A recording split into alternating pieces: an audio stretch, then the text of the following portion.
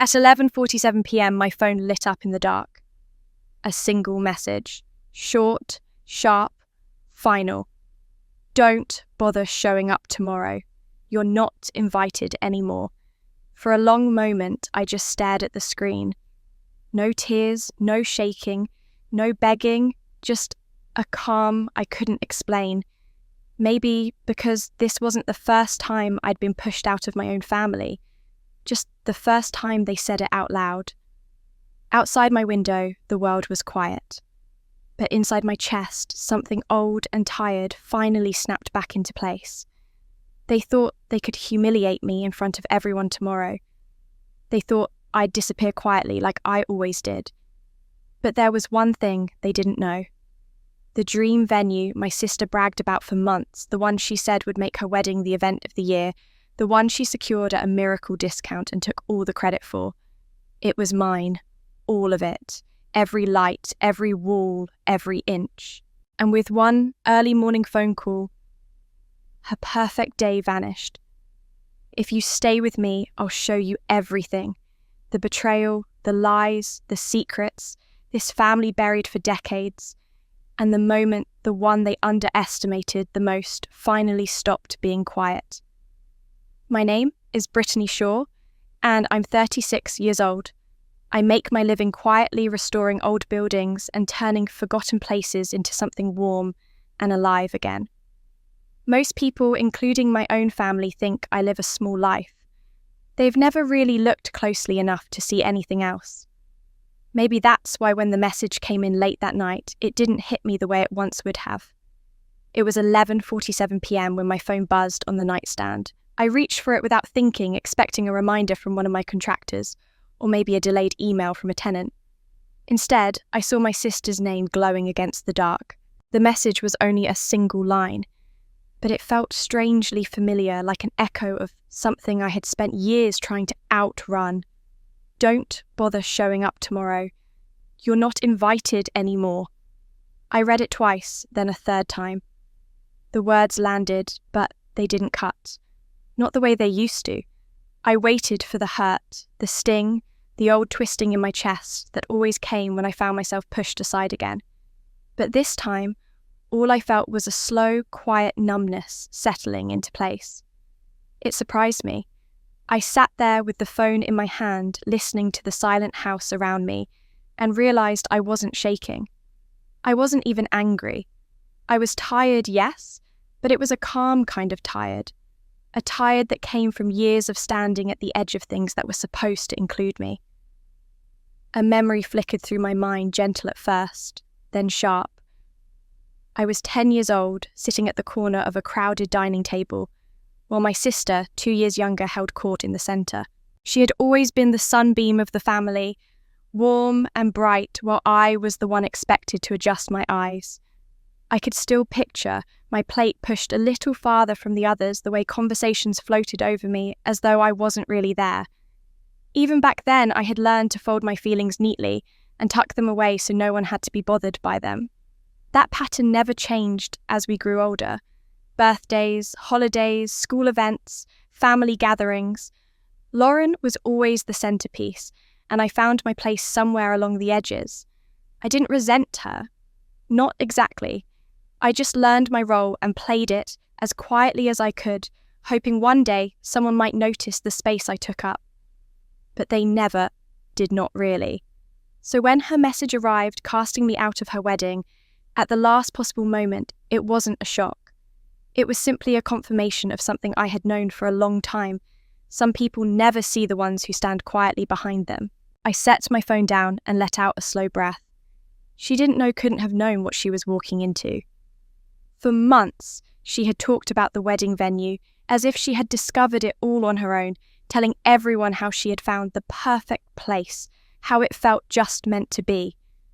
She had bragged about the stone archway, the soft white lights, the lake view at dusk.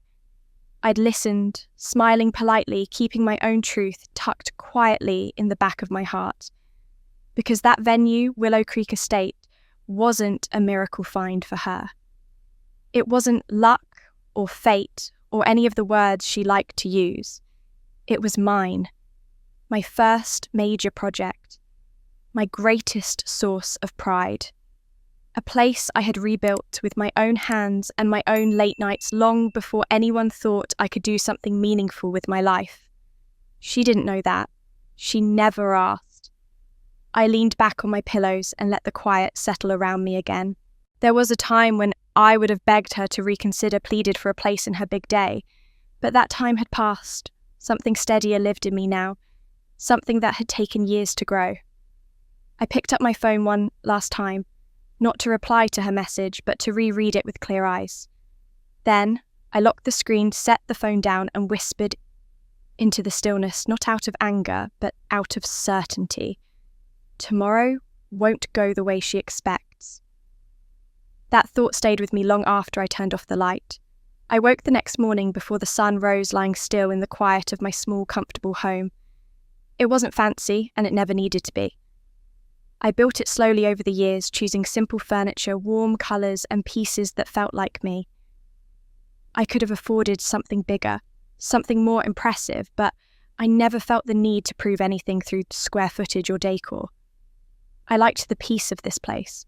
I liked knowing every inch of it was earned honestly, without anyone's praise or approval. It was the one corner of the world where I had never felt invisible. I rolled onto my back and stared at the faint line of morning light slipping around the edge of the curtains. My mind traced over the events from last night, not with panic, but with a sense of clarity that felt surprising even to me.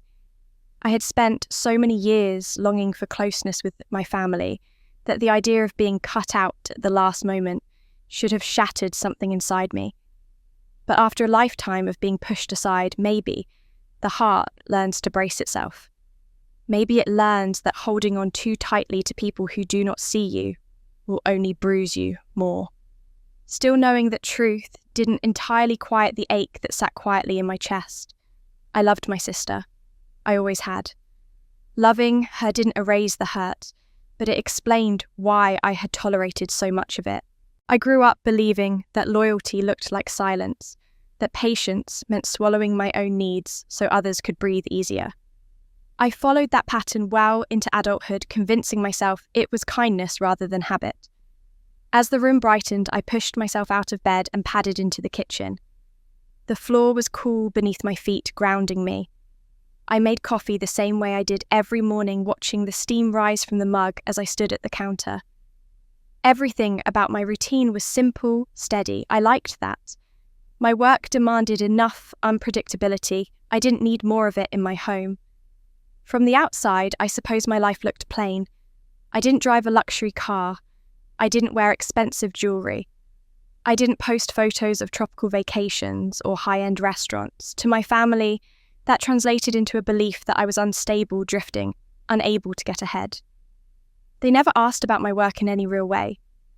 They saw the surface and built a whole story around it. I let them because it felt easier than trying to rewrite their assumptions. The truth was far more layered. I had always been drawn to broken things. Old houses with bowed roofs, rusting warehouses with cracked concrete floors, abandoned motels left to weather and time. They felt familiar in a way I didn't fully understand until adulthood. I saw potential where others saw waste. I saw warmth buried beneath grime and silence. When I was 24, I bought my first condemned property. Everyone thought I had lost my mind. Even the man selling it told me gently that I should reconsider, that it would only break me financially. Maybe it almost did. But I learned. I worked harder than I had ever worked in my life. I balanced budgets, negotiated with contractors, taught myself more than a few skills that no one expected me to learn. And when the project was done, when that abandoned building became a charming, livable home, I realised I had found not just a job, but a calling. Over the years, I built a reputation, not loudly but steadily. A landlord here, a developer there, a woman willing to take on the kinds of places most people turned away from. I never boasted about it. I simply loved the work. I loved watching something forgotten come alive again. It made me feel like I had a place in the world even if my family didn't recognise it. Eventually, I found the building that would become my greatest project, a vast, weathered warehouse perched beside an old lake, long neglected and written off by the town. Its brick walls were cracked, its roof sagging, and wild vines had claimed the courtyard. But when I walked through it for the first time, stepping carefully over shattered tiles and dust thick enough to coat my shoes, I felt something move inside me. I could see what it could be: soft lights, open space, gentle music drifting through the air, laughter rising from the wooden deck overlooking the water. A place where people felt something warm settle in their hearts. A place where life happened. I poured myself into it for years, investing every bit of skill and savings I had. I hired people I trusted, paid them fairly, and took care of the details myself. When the venue finally opened, it was everything I hoped it would be. Elegant, peaceful, understated, but beautiful. Willow Creek Estate. My pride. My quiet triumph. My proof that something built slowly, carefully, and honestly could be more meaningful than anything loud or flashy. None of this mattered to my family because they never knew. I never told them. I kept that part of my life tucked away, unsure whether sharing it would make them proud or simply invite another round of dismissive smiles. I had grown accustomed to guarding the things that meant something to me. If no one knew, no one could diminish it.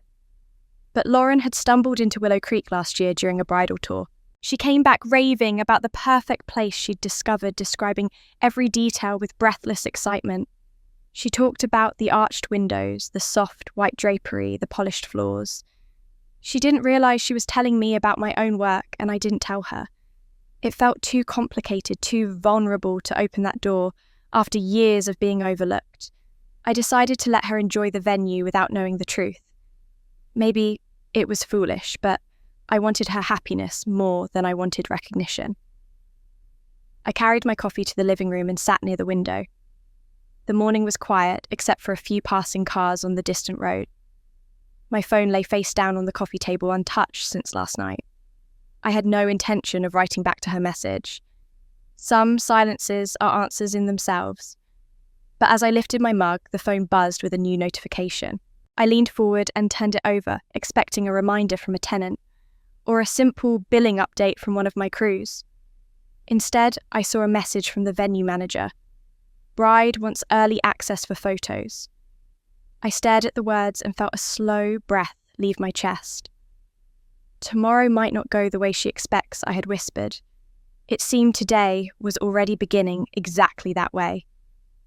That thought lingered as I set my phone down again, letting the message sink into the quiet of my living room. I stayed seated near the window, hands wrapped around my cooling coffee, and let the weight of the morning settle. I wasn't surprised that Lauren wanted early access. She loved grand entrances and perfect moments, especially when people were watching. It was who she had always been, even as a child. And I, for better or worse, had always been the one standing just outside the circle of attention, close enough to witness everything, yet far enough to feel forgotten. I leaned back and let my eyes trace the familiar lines of my home, a space built slowly and thoughtfully, much like my life. At 36, I had grown used to quiet mornings, steady work, and the comfort of choosing how much of myself to give to the world. But moments like this, when the past pressed its shoulder into the present, reminded me of a truth I hadn't fully wanted to see. I'd spent my entire life learning to accept crumbs of attention as enough. My mind drifted to the family gatherings of my childhood. Birthdays, holidays, school celebrations, even simple Sunday dinners, each one seemed to follow the same script. Lauren would walk in and the room would shift toward her, like a flower opening toward the sun. She was sweet and bright and quick with her smile, and people adored her for it. I didn't resent that. At least not at first. I was quiet, careful, and often lost in my own thoughts. I understood that I wasn't the kind of person who lit up a room, and I made peace with that early on. Still, there were moments that clung to me long after I tried to shrug them off. My 8th grade awards ceremony came to mind, an event where I had earned several recognitions for academic achievements. I remembered standing on the stage, scanning the audience for my parents. I saw them arrive late, slipping into seats at the back. They smiled when I waved, but the moment the ceremony ended, they hurried off to greet Lauren, who wasn't even a student there but had won first place in a small art competition earlier that day. The attention I'd earned was overshadowed in an instant. It had always been like that. Whatever I did seemed to disappear beneath whatever Lauren did. High school wasn't much different. When I graduated with honours, my mother handed Lauren the camera, asking her to stand in the centre of every family photo. I remember standing just slightly to the side, my cap still in my hand, hoping someone might notice. No one did. I was proud, but pride is a quiet thing when you experience it alone. After moving out, I tried to stay connected, even when the connections felt one-sided.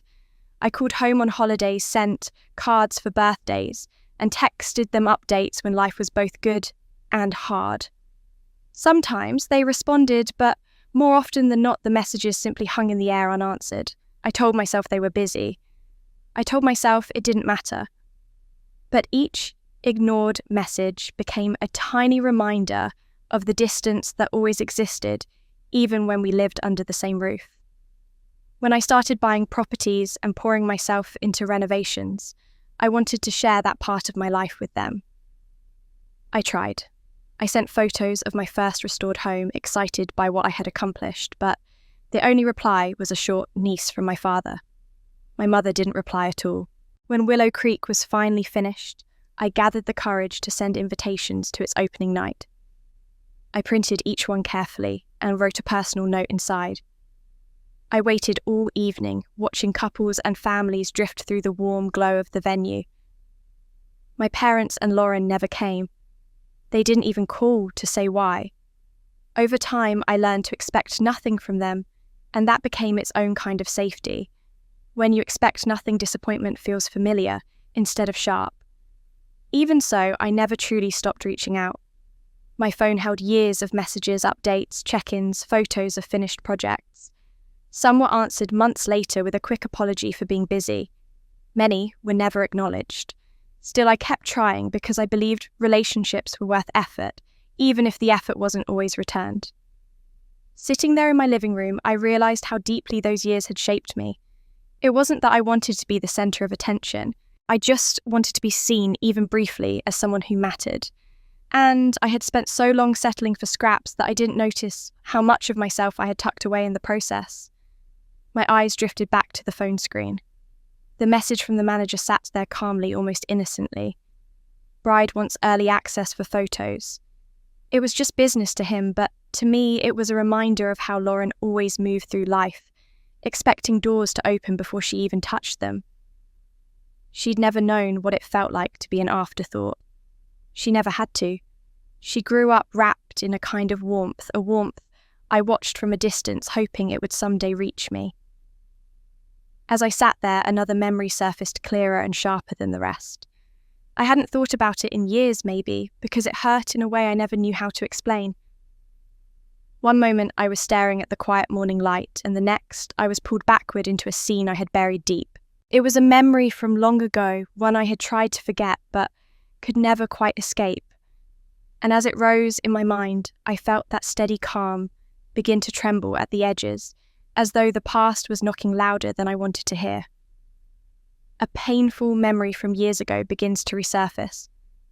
That memory rose so sharply that it felt like the air shifted around me. I sat perfectly still in my living room, the morning quiet pressing close, and let it come because I knew I couldn't push it away anymore. The past had a way of pulling me back whenever my heart reached its limit, and last night's message had pushed something too deep to ignore. I was 36 years old, supposedly grounded and self-sufficient, someone who built an entire life on strength and quiet determination. And yet, there I was, feeling 12 again, holding on to old hurts that still had teeth. I drew in a slow breath and let my eyes move around the room, hoping the soft familiarity of home would steady me. My house, simple as it was, felt like a sanctuary. It was the place where I learnt to breathe again after the world, or my family made me feel small. A place built with my hands, my choices, my life. But even in the safety of these walls, the memory pressed forward until I could almost hear the echo of my younger self. I remembered a day when Lauren had been chosen for a special part in the church Christmas program.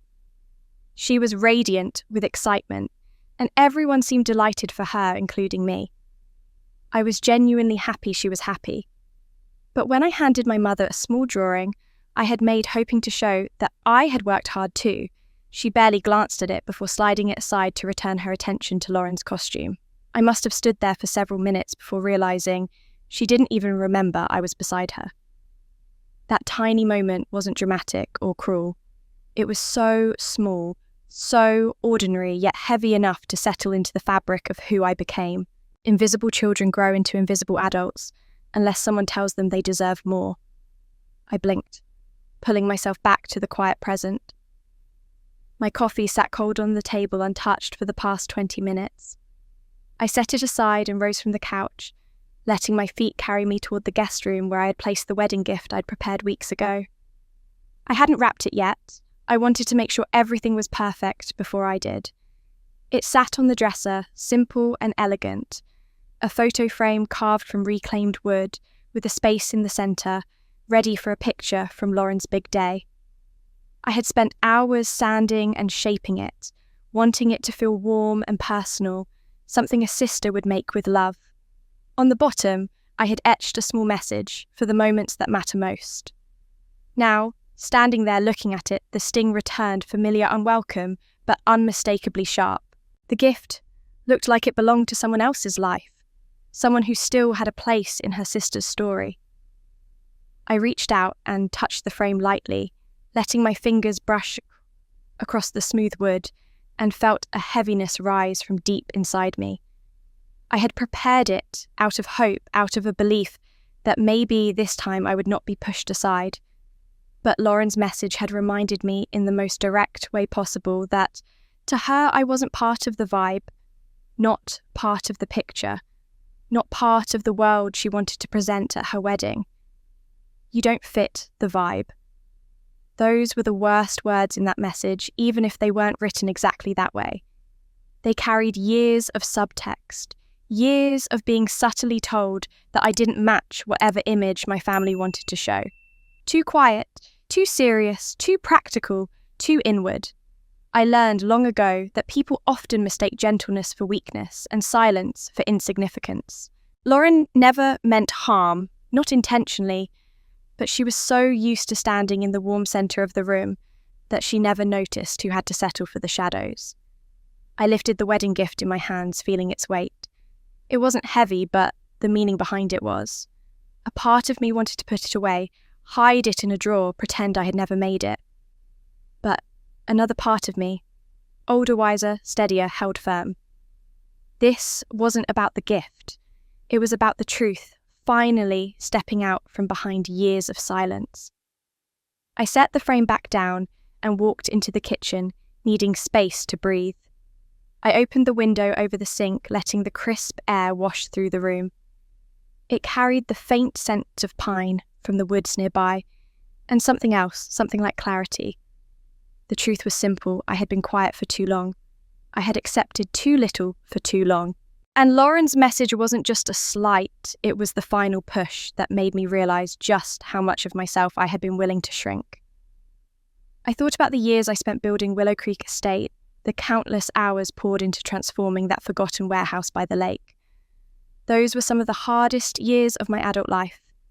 I worked myself to exhaustion, juggling contracts, budgets, physical labour and sleepless nights. At one point, I came close enough to bankruptcy that I rationed groceries and let the heat run low to save money. I didn't tell anyone. I didn't want worry or questions or judgment. I simply wanted to succeed on my own terms. But looking back, I also remembered something else no one in my family ever asked where I had been during those months. No one noticed when I missed Christmas dinner one year because I was working late in the freezing cold to install new lighting in the main hall. No one wondered why my hands were sometimes scraped or bruised, why I looked tired, why I didn't have the energy to join every family function. They didn't ask because they assumed whatever I was doing didn't matter. They assumed I was drifting again, or being difficult, or wrapped up in some project that would never amount to anything. They didn't know that I was building the most meaningful work of my life, and they didn't know because they never cared to ask. I felt something shift inside me, small but unmistakable. It wasn't anger, not exactly. It was resolve. For the first time in a very long time, I felt the weight of my own worth settle firmly in my hands. I didn't shout, I didn't cry, I didn't crumble. I simply recognized that silence had served its time and I didn't owe it another day. I walked back to the coffee table where my phone rested. The morning light had grown stronger, casting long lines across the floor. I picked up the phone and held it for a moment, letting its warmth settle into my palm. My thumb hovered over the screen before I unlocked it and scrolled to the contact listed under Manager, Willow Creek Estate. My breath steadied. My fingers curled around the device with certainty I hadn't felt in years. Then, without hesitation, I pulled up the manager's number and pressed call. As the call rang, I felt a steadiness inside me that I hadn't expected. It wasn't cold or sharp. It wasn't anger rushing through my veins. It was something calmer, deeper, like the quiet that settles right before a storm changes direction. I stood by the window, watching a few early birds cross the pale morning sky, and held the phone to my ear as though this moment had been waiting for me far longer than I realised. When the manager answered, his voice was warm, familiar, and a little rushed, like he'd already begun his busy day at the estate. "Good morning, Brittany," he said. "Everything all right?" For a heartbeat, I almost smiled. He had no idea how much meaning sat behind that question. But I kept my voice level, almost gentle, the way you speak when you've made a decision you're finally at peace with. "Yes," I said. "Everything's fine.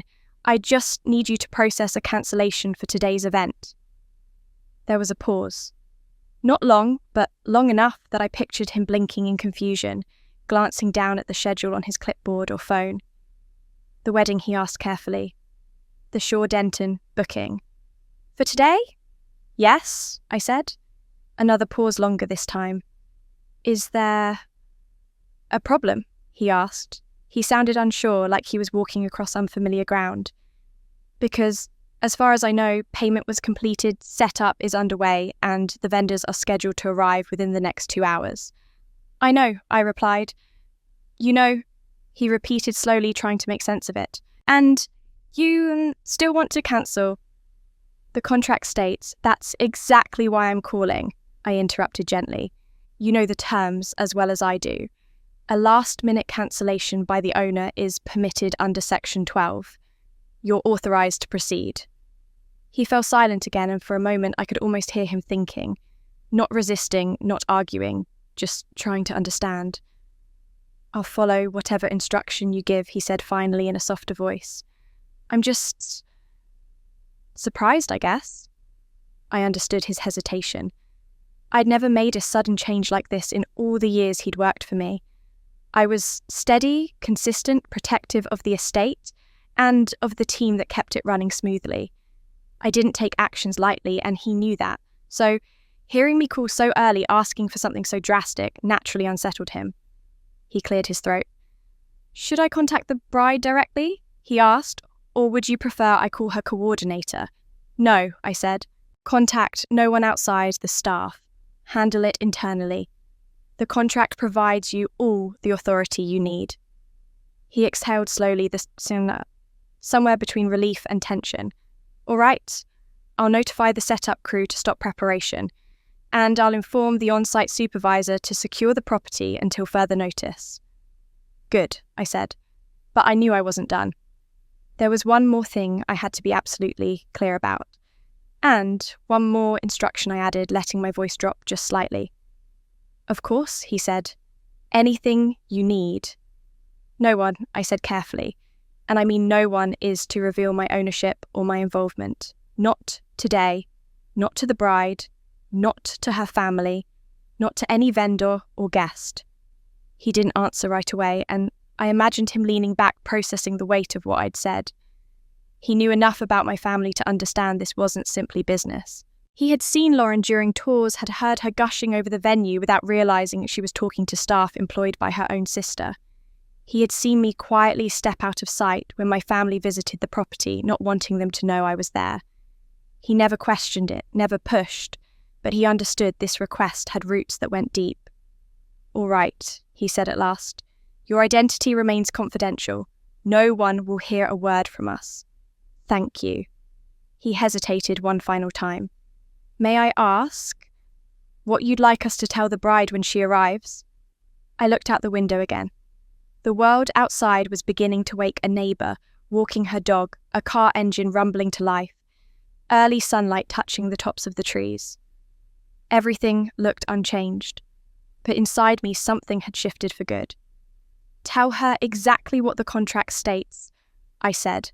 "Nothing more, nothing less." He took another breath. "Understood. We'll handle it." I nodded even though he couldn't see me. "Good, and please make sure the team stays calm. They didn't do anything wrong. They know," he said. "They trust you completely. We all do."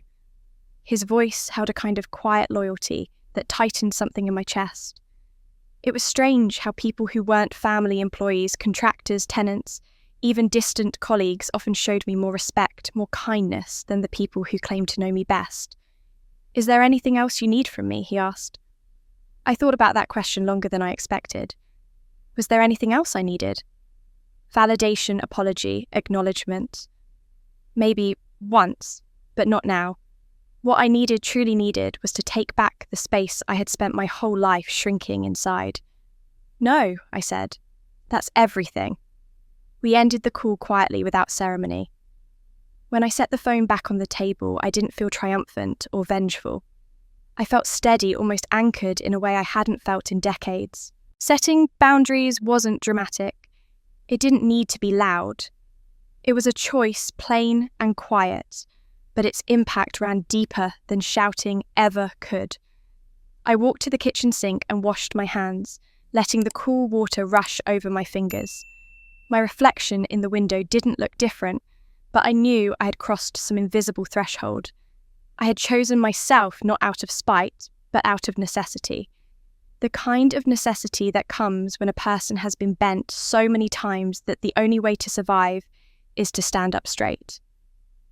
I dried my hands on a small towel and looked towards the living room where the morning light was slowly stretching across the floorboards. My phone buzzed once a confirmation alert from the venue's booking system. The process was already in motion. There was no going back, not that I wanted to. I picked up the phone one more time, holding it gently in my hand, and exhaled. "Don't warn the bride," I said softly to myself, repeating the words I'd spoken moments earlier. "Let the morning speak for itself." I didn't know exactly how the morning would unfold, but in the hours and days that followed, I would hear every detail, some from relatives, some from staff, some from Lauren herself when everything finally came crashing down.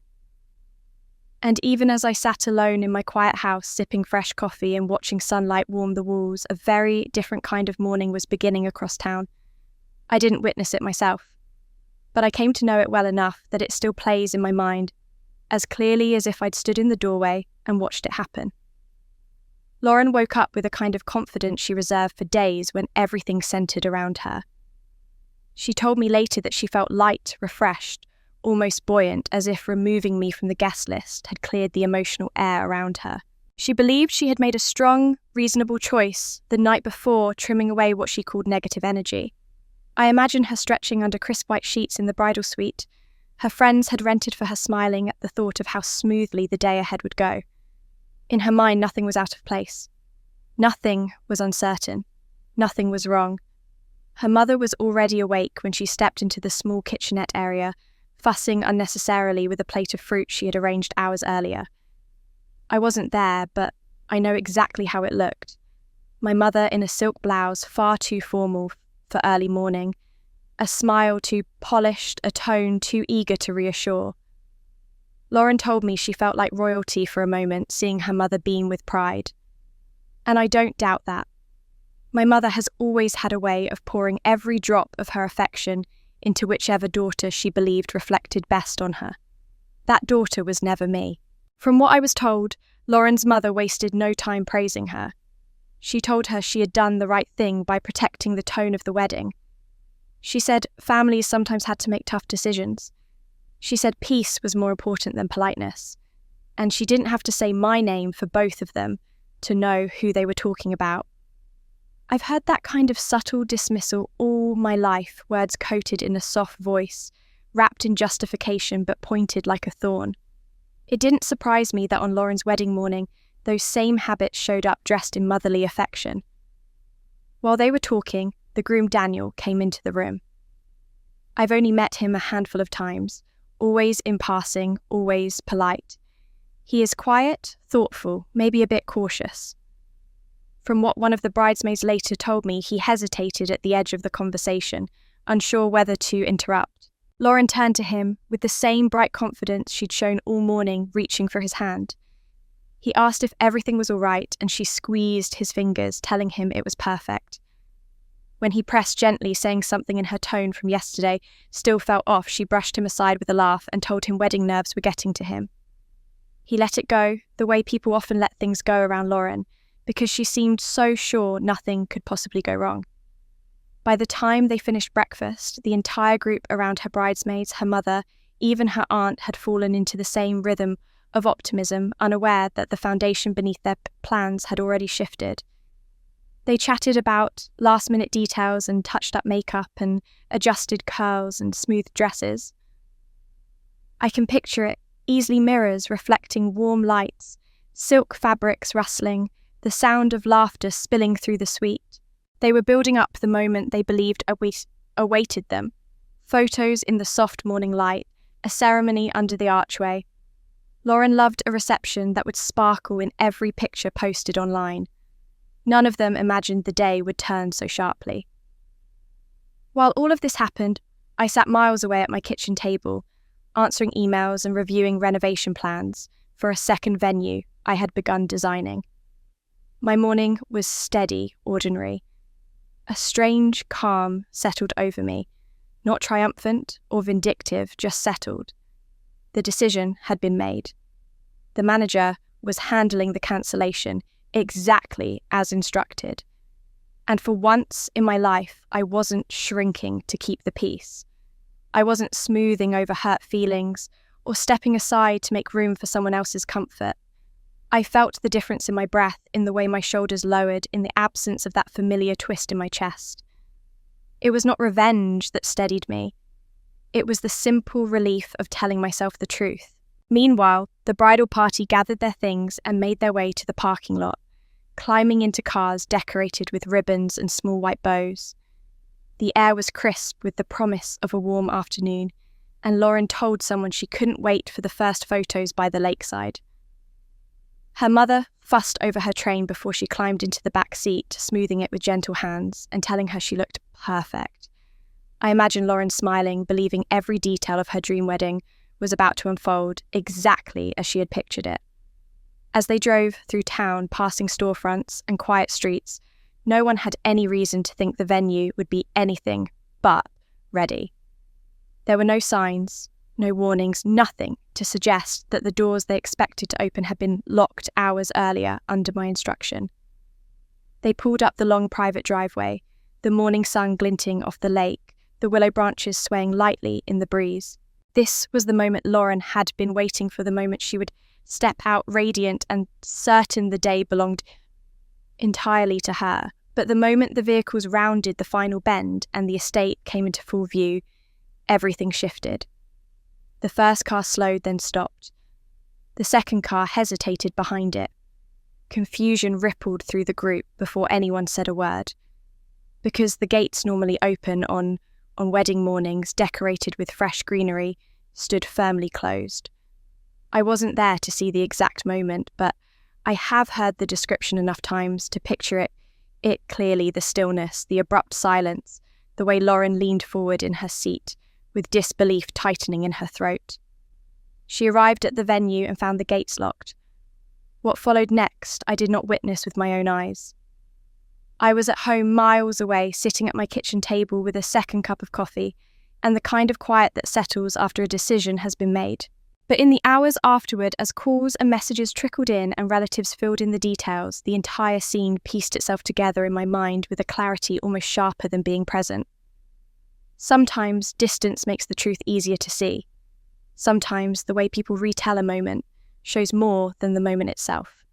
And this one this morning that tilted everything became one of those stories I came to know as if I had stood there in the shade of the willow trees myself.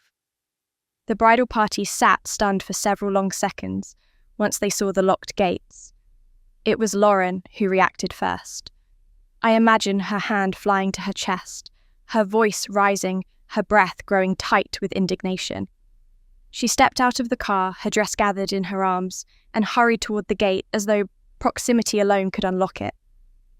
Guests began arriving almost immediately afterward, pulling up behind the stalled cars, stepping out in crisp suits and pastel dresses. They expected soft music drifting from the courtyard, the scent of fresh flowers, tables set and ready for celebration. Instead, they found a bride pressing her palm against cold metal, demanding answers from no one in particular. From the retellings, the conversation began with disbelief, then irritation, then full outrage. Lauren shook the gate once then again, as if she couldn't accept what her eyes were telling her. Her mother approached next, her heels sinking slightly into the gravel as she called out for staff. A few bridesmaids tried to calm Lauren, their voices tense, their hands fluttering helplessly around her shoulders. Daniel stood a few steps back, watching the scene unfold with a mixture of worry and confusion that tightened the line of his mouth. Then the murmurs began. The early guests, standing near their cars, exchanged glances, trying to understand what was happening. No one wanted to jump to conclusions, but the sight of a locked venue on the morning of a wedding has a way of stirring every quiet doubt in a crowd. People pulled out their phones, checking the address again, checking the time, checking the schedule. Someone whispered that maybe there had been a mistake with the booking. Someone else wondered aloud if the wedding had been moved. An older relative claimed she'd had a feeling something wasn't right ever since the seating chart had been changed last minute. It didn't take long for a knot of small conversations to form, each one questioning the planning, the preparation, the people responsible. The staff arrived from inside the estate a few minutes later.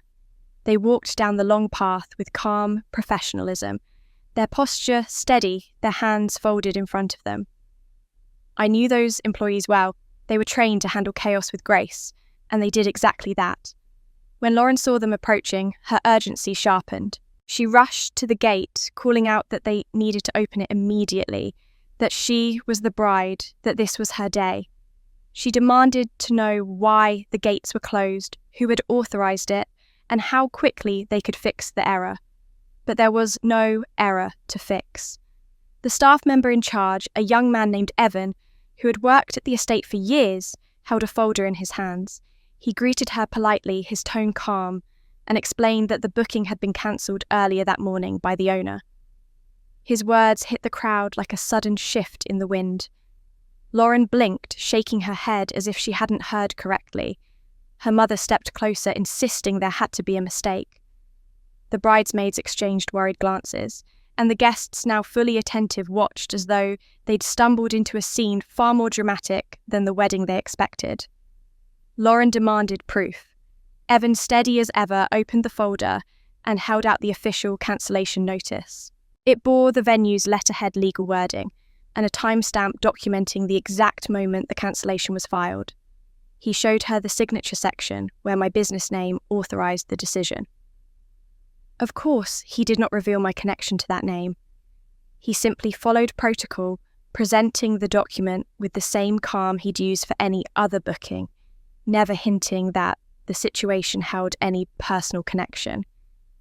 Witnesses later told me that Lauren's face went pale, then flushed with anger. She insisted the paperwork was wrong. She told him she had confirmed everything multiple times. She claimed this was harassment, sabotage, or some kind of clerical incompetence. But the paper in front of her left little room for argument. Staff do not cancel weddings on a whim. Venues do not lock gates without purpose. And an official notice does not emerge from thin air. The crowd leaned closer without meaning to, their whispers growing heavier, their judgment sharpening with every passing second. Older relatives shook their heads, turning to one another with quiet concern. One aunt apparently muttered that this was what happened when people didn't plan properly. Another whispered that she knew the bride's family could be scattered. Someone else questioned whether the coordinator had been informed. Conversations spread like ripples through a pond. Even those who meant no harm couldn't help but wonder how such a mistake could have happened. And as they whispered, Lauren's composure began to crack. She pleaded, then argued, then tried to assert her authority, insisting that exceptions be made, that doors be opened, that rules be bent. But Evan remained steady, apologising while reiterating the same truth: the event was cancelled by the owner.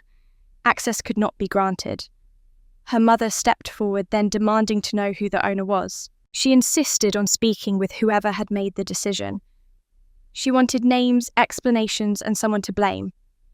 By then, the crowd had grown larger, with more guests arriving, each one confronted with the same startling scene. Cars lined up along the driveway. People fanned themselves in the rising heat. Questions drifted through the air. And all eyes eventually turned toward the staff member who held the answers. One of the older relatives recounted the exact moment it happened. Lauren, on the edge of tears, raised her voice in desperation, insisting there must be someone who could open those gates. She shouted for a supervisor, a manager, anyone with the authority to fix what she believed was a grave injustice. And the staff, following every instruction I had given them, stood firm. Robert, the on-site supervisor, stepped forward. He held himself with the kind of calm that carried weight. The crowd quieted without meaning to. Even Lauren grew still, waiting for him to offer a solution, a loophole, a way to salvage the moment. He looked at her with sympathetic eyes and said in a voice clear enough for everyone nearby to hear, "You'll need to speak with the owner." That sentence echoed in the stories people later brought back to me. I wasn't standing there in the heat of the morning watching my sister's face drain of colour as the crowd leaned in. I wasn't beside the gate when the bridesmaid stiffened, or when my mother pressed a hand to her chest in a dramatic sweep of disbelief. No, I was at home, in the same quiet space where I had spent most of my adult life picking up the pieces after moments like this. But as more and more relatives called me in the days after, offering half-whispered retellings laced with shock and a kind of uneasy sympathy, I came to see every detail of what happened next, as if I had been standing among them. The moment Robert said those words, "You'll need to speak with the owner," everything shifted. The air thickened with anticipation. Guests leaned closer, sensing drama. Lauren drew herself up, shoulders squared, chin lifted, desperate to reclaim control of a situation she didn't understand. "Then find them," she demanded, her voice shaking as much with anger as fear. "Right now. I want them here. I want to talk to them face to face." Robert remained calm. He had always been good under pressure. He didn't match her intensity. He didn't back away either. "I can contact the office," he said, "but the owner is not on site today." Lauren's eyes widened with disbelief. "Not on site? On my wedding day? Who runs a business like that?" Several guests murmured agreement, though most were simply drawn in by the spectacle. It's strange how quickly people become part of a story they don't belong to. And Lauren, caught between humiliation and fury, fed that energy. She turned to her bridesmaids. "This is unbelievable," she snapped. "Totally unprofessional. This is what happens when you book with these small-town venues. They don't know how to run anything." Hearing that later made me smile, not because it hurt, but because it proved how completely I had managed to hide my success.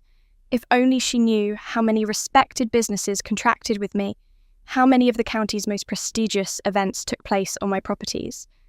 But she didn't know, because she never thought I was capable of building anything worth talking about. She pulled out her phone, then her hands trembling as she dialed the venue's main office. From the retellings, I know her voice started out sharp and professional, then slowly cracked as the person on the other end repeated the same information Robert had already given her. "I'm sorry," the receptionist said. "The owner is unavailable this morning." "You're lying," Lauren shot back. "No real owner disappears on the day of a wedding this size. I demand to speak to someone above you." "There is no one above me to connect you to," the receptionist said gently, I'm following the owner's instructions. Lauren's mother grabbed the phone next her voice, filled with righteous indignation. She asked for corporate numbers, district managers, board members, anything that sounded like a person who could be pressured into reversing the situation. But this wasn't a chain hotel or a national brand. It was a private estate run on private authority. There was no one above me, no ladder to climb, no higher office to call. When the receptionist repeated that line, "I'm sorry, ma'am, but the owner is unavailable," it only inflamed the panic simmering beneath Lauren's composure. Her mother eventually shoved the phone back into her hand. "Call someone else," she insisted. "There has to be a way around this." Lauren, red-eyed and shaking, turned to her father next. He had arrived only minutes earlier, confused and embarrassed by the scene unfolding in front of dozens of relatives. He wasn't a cruel man, just someone who preferred problems he could fix with a few firm words and a well-placed business call. But nothing about this situation bent to his usual methods. Still, he tried. He stepped away from the crowd, pulling out his phone and dialing contacts he'd built over a lifetime. He called a friend who chaired the local business committee. Then, a cousin connected to the Chamber of Commerce. Then, an acquaintance who consulted for small venues across the state. Each call dissolved into the same confusion. No one had sway over Willow Creek Estate. No one could reach the owner. No one had any information that could help. Every dead end made the silence around the gate feel heavier. Guests shifted restlessly. Older relatives whispered in disapproving tones, some blaming the venue, others subtly blaming my family for what they now saw as poor planning. Someone muttered that the bride should have double-checked details. Someone else said they'd always suspected something was off with the mother. Small petty comments rose and fell like waves filling the space where music and celebration were supposed to be. Lauren's father finally returned to her, his face drawn lines of frustration etched around his mouth. "No one can override the owner," he said quietly. "This isn't the kind of place where you can push through with the connections." Lauren stared at him as if he'd betrayed her simply by telling the truth. "So what are we supposed to do?" she whispered, her voice cracking. "Just stand here. We need to stay calm," he said, but his own voice wavered. She shook her head violently, tears gathering in her eyes. No, this isn't happening. Someone did this to us. Someone did this on purpose. And in that moment, based on what relatives later admitted, something else shifted in her expression. Something almost like dawning suspicion. She didn't know why the thought came to her.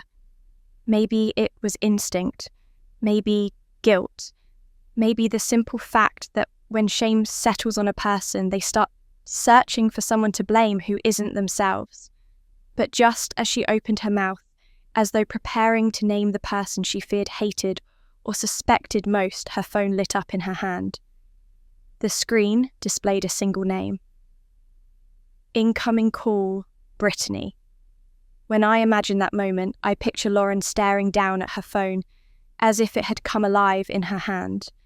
I picture her chest tightening, her breath, catching her fingers, trembling so sharply she nearly dropped the device. But I wasn't imagining anything when I placed that call. I was sitting in my living room, the house wrapped in a strange stillness, the morning sun warming my shoulders. My phone felt steady in my hand. My heartbeat was steady too. For the first time in years, I wasn't calling to apologize or smooth things over or make myself smaller. I was calling to ask the one question she had earned an answer for. When she picked up, the noise behind her filled the line before she even spoke. Cars idling, guests murmuring, someone crying softly, voices raising and falling in confusion.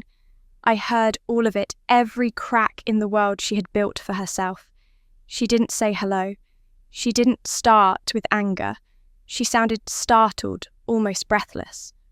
"Why are you calling me?" she asked. "I think you know why," I replied. A long silence stretched between us, except for the scattered noise behind her. When she finally spoke again, her voice shook with more than frustration. There was fear in it too. "Did you do this?" she whispered. "I asked you a question first," I said. Why did you uninvite me last night? I'd like to hear it from you. She hesitated, and I could almost picture her looking around, checking who could hear her. Then she stepped away from the crowd. Her voice became clearer, more private though, still uneven. I told you, she said. You don't fit the vibe. I needed the day to feel light, not heavy. You always bring this weight. Wait, I repeated softly. And drama, she added quickly, as if she'd been storing these words for years. You're draining, Brittany. You walk into a room and all the energy just drops. It's like you're always judging everything or waiting to be hurt. I didn't want that at my wedding. I closed my eyes for a moment, letting the words settle instead of sink. I'd heard versions of them before, usually whispered behind closed doors or wrapped in polite phrases meant to soften the blow. Lauren never learned how to talk around things. She always spoke the way she felt, whether it was fair or not. You think I'm draining, I said quietly. You are, she insisted. You make everything serious. You never relax. You never just go along with things. I didn't want that around me today. It's supposed to be joyful, fun. Your energy, it's just off, always has been. There was a time when hearing that would have crushed me. A younger version of myself would have folded into those words, believing them completely, letting them carve new shapes into parts of me already aching. But now, listening to her, I felt something different. Sadness, yes, but also a strange kind of clarity, a calm recognition that some people only value you when you make their world easier to live in, and they discard you the moment you become inconvenient. Thank you for being honest, I said. She made a soft scoffing sound. You're seriously thanking me right now? I am, I said, because you finally said out loud what you've always felt. And you're right about something. She went quiet, probably waiting for me to deny her words, apologize for them, or beg her to change her mind. Instead, I told her the truth. I don't fit the world you built. The phrase hung between us heavy enough that even the chaos around her seemed to quiet for a breath. I imagined her blinking, startled by how calm I sounded. She wasn't expecting that answer. She was expecting pleading or anger or tears, but I had none of those left. Her voice softened slightly, confused. Brittany, this isn't about worlds or whatever you mean. I just wanted things to feel right today. And you thought removing me would fix that? I replied. It was one decision, she said defensively. One that says everything I answered. Another silence formed deeper this time. I could hear her breathing shaky and uneven. I heard someone in the distance asking if she was okay. She didn't respond. She knew this conversation wasn't one she could walk away from, not anymore. Brittany, are you the reason the gates are locked? She finally asked. I didn't answer right away. I let the question linger long enough that she felt its weight. Long enough that she understood this moment wasn't hers to control. When I finally spoke, my voice was steady and low. Before we get to that, I said, I need to know something else. When you pushed me out of your wedding when you said I didn't fit, did you think about anything I've done for you? Anything I've ever tried to be for this family? Or did you just decide I wasn't convenient anymore? Her breath hitched. I didn't mean, yes, I said gently. You did. I wasn't angry. I wasn't hurting. The way she expected. I was simply done pretending I didn't understand the truth when it was placed in front of me over and over again. She tried again, her voice thinning with desperation. Brittany, just tell me. Did you have something to do with this? Because if you did, that depends, I said. Depends on what she snapped. On whether you truly know who you've been dealing with all this time. Her breathing turned ragged. I could almost hear her mind racing, trying to fit puzzle pieces together that she had never bothered to look at closely. And then, when the silence grew too long for her to bear, I leaned back in my chair, eyes on the window, and let the moment shift completely. Are you sure, I asked softly, you know who you're dealing with today? Those words hung between us longer than any silence we had ever shared. I didn't raise my voice. I didn't change my tone. I simply asked a question she had never thought to consider not once in 36 years. And the stillness on the line told me she felt the shift, even if she didn't yet understand it. I heard her swallow hard. I heard footsteps around her. I heard someone calling her name in the distance. But I didn't hear an answer. She had none. I ended the call before she found her footing again. Not angrily, not abruptly, just firmly. Then I set my phone face down on the table and allowed myself one long breath. I felt neither triumphant nor cruel. I felt resolved, the kind of resolve that only grows after years of letting things slide, stepping aside or absorbing hurt without protest. This time, I wasn't stepping aside. I was stepping into the space that had always belonged to me, even if no one else recognized it. I knew what would happen next. I knew how Lauren responded to being challenged, how her fear turned into urgency, how urgency turned into denial, how denial turned into action. I knew she would gather everyone she trusted. I knew she would march toward the one place she thought held answers. And I knew that place was mine. By late morning, the sun had lifted high over the lake, casting shimmering lines across the courtyard windows of Willow Creek Estate. The smell of pine mixed with the faint scent of the flowers delivered earlier that morning, flowers that would never be arranged for her ceremony. Inside the office building near the front of the property, the staff moved with silent efficiency. They weren't cold. They weren't callous. They were simply following the instructions I had given, as they always did. I arrived quietly through the back entrance, wearing simple clothes and carrying myself without any desire to be seen. I didn't want applause or spectacle. I didn't want anger. I only wanted to stand in my truth when the moment came. The office smelled faintly of coffee and cedar polish. I took a seat at the small conference table, opened the folder of documents I kept on hand for legal clarity, and waited. I didn't have to wait long. Through the glass pane of the hallway, I saw movement first. Sharp, hurried, frantic. Then voices, multiple voices. Lauren's high and trembling. My mother's tight with indignation. My father's low and controlled but strained. A bridesmaid's uncertain whisper. Someone's heels clicking too fast across the tile. Someone else trying to calm them. The building carried sound easily. I'd chosen the floors that way so vendors could always hear staff approaching during events. Today, the sound carried something else, escalation. They were coming straight toward the office. I smoothed my hands over the table, steadying myself. I wasn't afraid. I wasn't even nervous. I only felt the weight of a moment I had been walking toward most of my life. A moment where I would no longer pretend their version of me was the only one allowed to exist. The footsteps stopped outside the door, and there was a sharp knock, impatient, demanding. Without waiting for a response, my mother's voice cut through the wood. "We need to speak with the owner immediately." One of the staff members tried to answer, but she didn't allow him to finish before pushing the door open. My father followed her in. Lauren hesitated at the threshold, her dress gathered awkwardly around her fists, her eyes red from crying. Behind her stood two bridesmaids and Daniel, who looked as though he'd aged 5 years in one morning.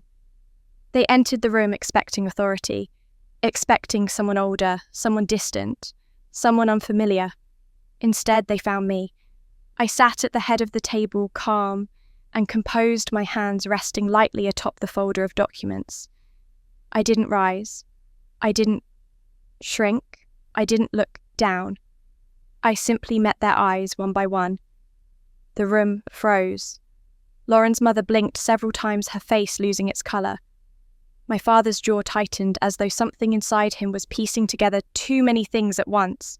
The bridesmaids stiffened, confused.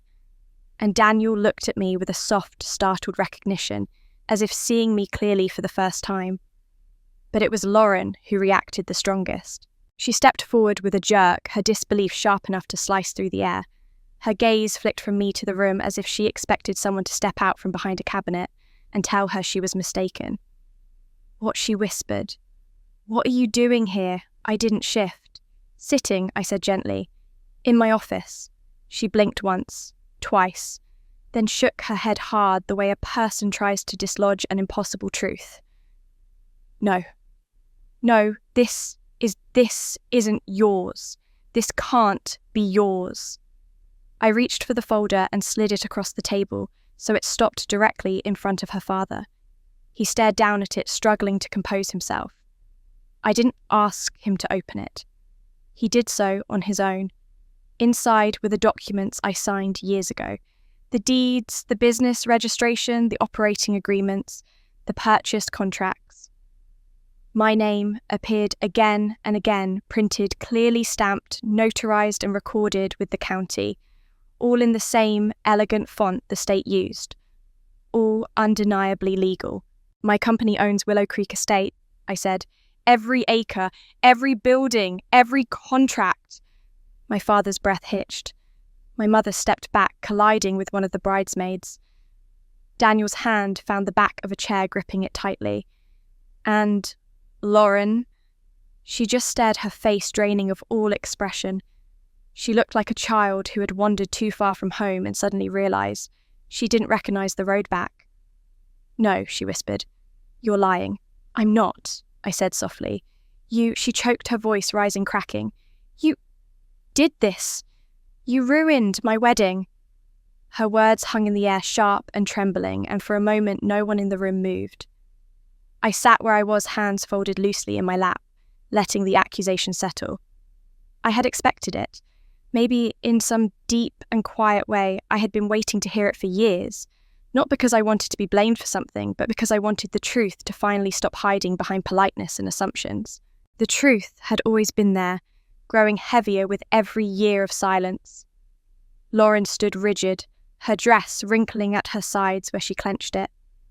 My mother hovered near her, torn between outrage and discomfort. My father stared down at the folder of documents, as if they were written in a language he should have recognized but never bothered to learn. I could see it all, the confusion, the disbelief, the cracks forming beneath decades of habits none of us had ever spoken about. And I understood something in that moment. They weren't just shocked by the venue. They were shocked by me. "I didn't ruin your wedding," I said softly, breaking the silence before it swallowed us whole. "I cancelled an event that I had every legal and personal right to cancel.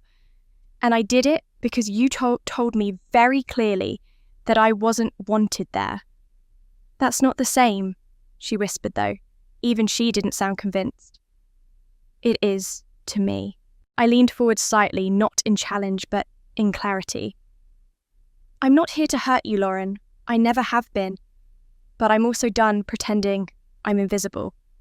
I'm done pretending I don't notice the ways I've been pushed aside, forgotten, dismissed. You uninvited me like it was nothing. Like I was nothing." My mother stiffened. "Brittany, that's not..." I held up a hand. "Please, let me finish." To my surprise, she fell silent. Maybe she sensed that I wasn't asking for permission. I was taking space I had been denied for too long. I let my gaze move from person to person, not to intimidate them, but to finally be seen by them. "You want to know why I cancelled it? Why I didn't make exceptions or step aside or stay quiet like I usually do?" I took a breath, steady and deep. Because being uninvited wasn't isolated.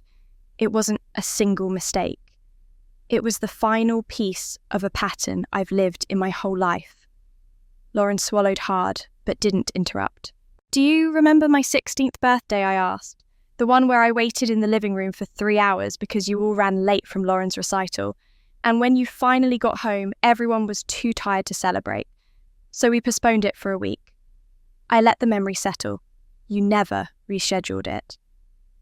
I spent that night eating my own cake at the kitchen table. My mother's face fell, but she stayed quiet. I continued. Or my high school graduation. I was the one walking across that stage, but afterward all the photos were taken with Lauren because she had won a small scholarship earlier that day. I stood beside you, holding my diploma, waiting for someone to turn the camera toward me. No one did. My father's brow tightened.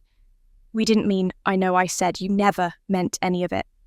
But it happened, and it kept happening. I could feel my voice trembling, not with anger, but with the weight of years pressing forward after being locked behind my ribs for too long. There were birthdays, holidays, milestones. So many moments where I showed up for this family, but this family didn't show up for me. When I invited you to my first open house after I restored that old property, none of you came. When I sent photos of renovations I'd spent months working on, you didn't reply. When I hosted the grand opening for Willow Creek, I sent each of you a personal invitation. You never even acknowledged receiving them. Lauren's hand flew to her mouth. She whispered, I didn't know. You didn't ask, I said. Her shoulders shook. My mother's eyes glistened. My father stared at the floor. I didn't take pleasure in their discomfort. This wasn't about punishment. It was about truth that had lived too long in silence. Do you remember last Christmas? I added quietly. When I asked if we could take a photo with everyone, you told me to take it for you instead. You said you didn't want the group shot to feel unbalanced. My voice grew softer because the truth didn't need volume. There has never been space for me. I've spent my entire life feeling like a guest in my own family. Someone who needed to fit into a corner or adjust herself to the mood of the room. Someone who was expected to support you, celebrate you, cheer for you, even when I had no one doing that for me. Lauren wiped her eyes with the back of her hand. I didn't realise she whispered. No, I said. You didn't, and I stopped expecting you to. The room grew heavy again, and for a moment all I heard was the sound of the lake outside water brushing against the shore, as if it had been listening all along. Then I said the part I had kept hidden deepest of all. When you uninvited me last night, it wasn't the words that hurt. It was the final confirmation of something I've felt since I was a child, that I don't belong in this family the way I've tried to. It was you telling me in the clearest way possible that I don't fit in your world. And maybe I never have. Lauren looked at me, then really looked at me as if seeing a face she'd always glanced past but never studied. Her voice shook when she finally spoke. What do you want from me? She whispered the question, trembling with fear, sorrow, and something new, something like recognition. Her question hung in the air with a kind of trembling sincerity I had never heard from her before. For the first time in a very long time, Lauren wasn't defensive, dismissive, or wrapped in the certainty that she was the favourite. She looked smaller somehow, standing there in her wrinkled wedding dress, surrounded by people who didn't know where to put their eyes.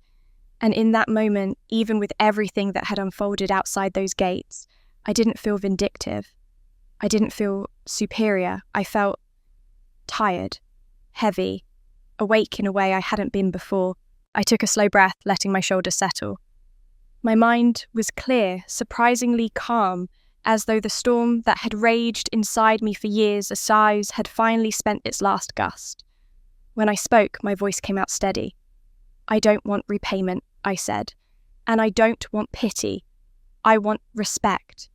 That's all I've ever wanted.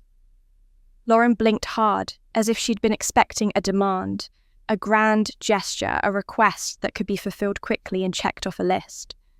Respect, though, was not something that could be boxed or bought. It wasn't something she could offer me in a single moment and be done with. It required recognition, acknowledgement, and change. It required effort she had never thought she needed to give to me. My mother shifted, where she stood, her hands clasped tightly in front of her. Brittany, she said softly, you know we love you. I met her eyes. For once, she didn't look away. I've never doubted that, I said gently. But love without respect feels like tolerance. Like I'm someone you manage, not someone you value. My mother flinched just barely. I continued, you love me the way you love a distant cousin or an old friend you mean well toward but don't think about often. It's not cruel, it's just surface level. I wanted something deeper than that. I wanted to be part of things. I wanted to matter. My father cleared his throat, the sound low and strained. He had been quiet until now, staring at the documents on the table, as if they held answers to questions he didn't know how to ask. He looked older in that moment, not because of age, but because of weight he had carried by avoiding anything uncomfortable. "I should have stepped in, or he murmured, "a long time ago." His voice cracked slightly, and it startled me. My father was a man who rarely let emotion show. Growing up, he never raised his voice, never argued, never confronted. He believed peace came from silence, and he practiced that belief with unwavering discipline. But now, looking at me, he seemed to understand the cost of that quiet. I saw things he continued slowly, little things, big things, times you were overlooked, times you were left out, and I told myself it wasn't my place to interfere. I thought if I kept things calm, the family would balance itself out. He paused, shaking his head at his own words. But calm isn't the same as fair, and silence isn't the same as support. For a moment, the room went still. Even Lauren's bridesmaids lowered their eyes. My mother's chin trembled. I swallowed, feeling an ache rise in my throat, an ache I didn't expect. I had wanted him to admit this for so many years, that hearing the words out loud almost hurt more than the years of silence had. "Dad," I said softly, "why didn't you say anything?" He exhaled long and uneven. "Because I didn't want to upset your mother, or your sister, or the rest of the family. I thought if I stayed quiet, everything would smooth over." Then he met my gaze with a painful honesty. "I didn't realize you were the one getting smoothed out of the picture." My mother's breath hitched at that. Her hand came up to her chest again, but this time the gesture wasn't dramatic. It was small, almost protective, like she'd been caught without armor. "I didn't know you felt this way," she whispered. I nodded gently. "I know, and that's part of the problem. I tried to show you. I tried to reach out. All those messages, all those invitations, all those updates, I wasn't just sharing good news, I was trying to connect. I wanted you to be part of my life. I wanted you to care." Tears filled her eyes. "I thought you were busy," she said. "I thought you wanted space. You were always so independent." "I didn't want to intrude." "You weren't intruding," I said softly. "I was waiting." She covered her mouth with one hand as emotion overtook her. I didn't step forward. I didn't comfort her. Not out of cruelty, but because this wasn't a moment for me to take care of someone else's feelings. It was the first time they were all truly feeling mine. Lauren wiped her eyes, roughly smudging the makeup along her cheek. "So this is my fault," she whispered bitterly. "Everything is because I uninvited you." "No," I said. "This isn't about a single text. It never was." She looked confused and broken in equal measure. And for the first time that morning, I saw something in her that wasn't selfishness or entitlement. I saw someone who genuinely didn't understand the depth of what she'd been part of. I softened my voice even further because anger would only cloud what needed clarity. "This isn't about your wedding," I said. "Not really. It's about every hurt that came before it, every moment I stayed quiet, every time I tried to belong to a family that didn't make room for me." More tears fell down her face this time without resistance. I took a breath, letting the truth settle, not just in the room, but inside myself. A truth I had carried alone for far too long. A truth that now finally was being spoken out loud. This isn't about a wedding anymore. Those words settled over the room like dust after a long collapse. No one spoke, no one moved. For a moment, the air felt heavy with things that couldn't be taken back, truths that had finally been pulled from their hiding places. I could feel the exhaustion in my bones, not from confrontation, but from release. Years of quiet endurance had finally given way to honesty, and honesty, as freeing as it was, came with its own kind of weight. But while the room around me sat in stunned silence, the world outside, those walls moved on as it always does. And in a town like ours, where people love a good story almost as much as they love Sunday service news, didn't just travel, It spread like wildfire. I didn't know it at first. I stayed seated in the office chair, letting myself breathe, letting the tension in my shoulders unwind. My family stood scattered across the room, each of them trying to sort through their own thoughts, their own guilt, their own confusion. Lauren sank into the chair closest to her, bending forward and pressing her hands over her face. My mother dabbed her eyes, trying to keep her composure. My father stood near the window, looking out at the lake as if the water could offer answers he'd never asked for. None of us noticed how quickly reality was reshaping outside. It was only when my phone buzzed on the table beside me once, then twice, then 3 times in a row that I glanced down. Text from an old neighbour. Another from a woman I'd gone to school with years ago. A third from someone I barely remembered, but who, like everyone else in town, had a talent for staying connected to the pulse of things. Are you okay? Is it true? Just saw a post? Call if you need anything. I frowned, not understanding at first. I hadn't told anyone except the venue staff what I planned. No one knew the cancellation was tied to me. No one knew I'd confronted my family. So what were they talking about? I opened the first message with a tightening in my chest. It was a photo blurry taken from a distance, but unmistakable. Lauren stood at the locked iron gates of Willow Creek Estate, her makeup streaked her mouth open mid-cry. A bridesmaid hovered beside her, one hand raised helplessly. Behind them, a cluster of guests stood, uncertainly watching the meltdown unfold. The caption beneath the photo read, "When the bride shows up and the venue cancels the whole wedding. Unbelievable." My breath caught. I hadn't expected this. I had imagined embarrassment, anger, confusion, but not exposure. Not the entire neighbourhood bearing witness in real time. I scrolled. More photos. Short videos. Comments already stacking up. Is this the Shaw girl? What happened? Someone said the venue double booked. No, I heard the family didn't pay on time. Look at the poor thing. She must be devastated. This is why you confirm things. So unprofessional. The story twisted and stretched with every new voice that added to it.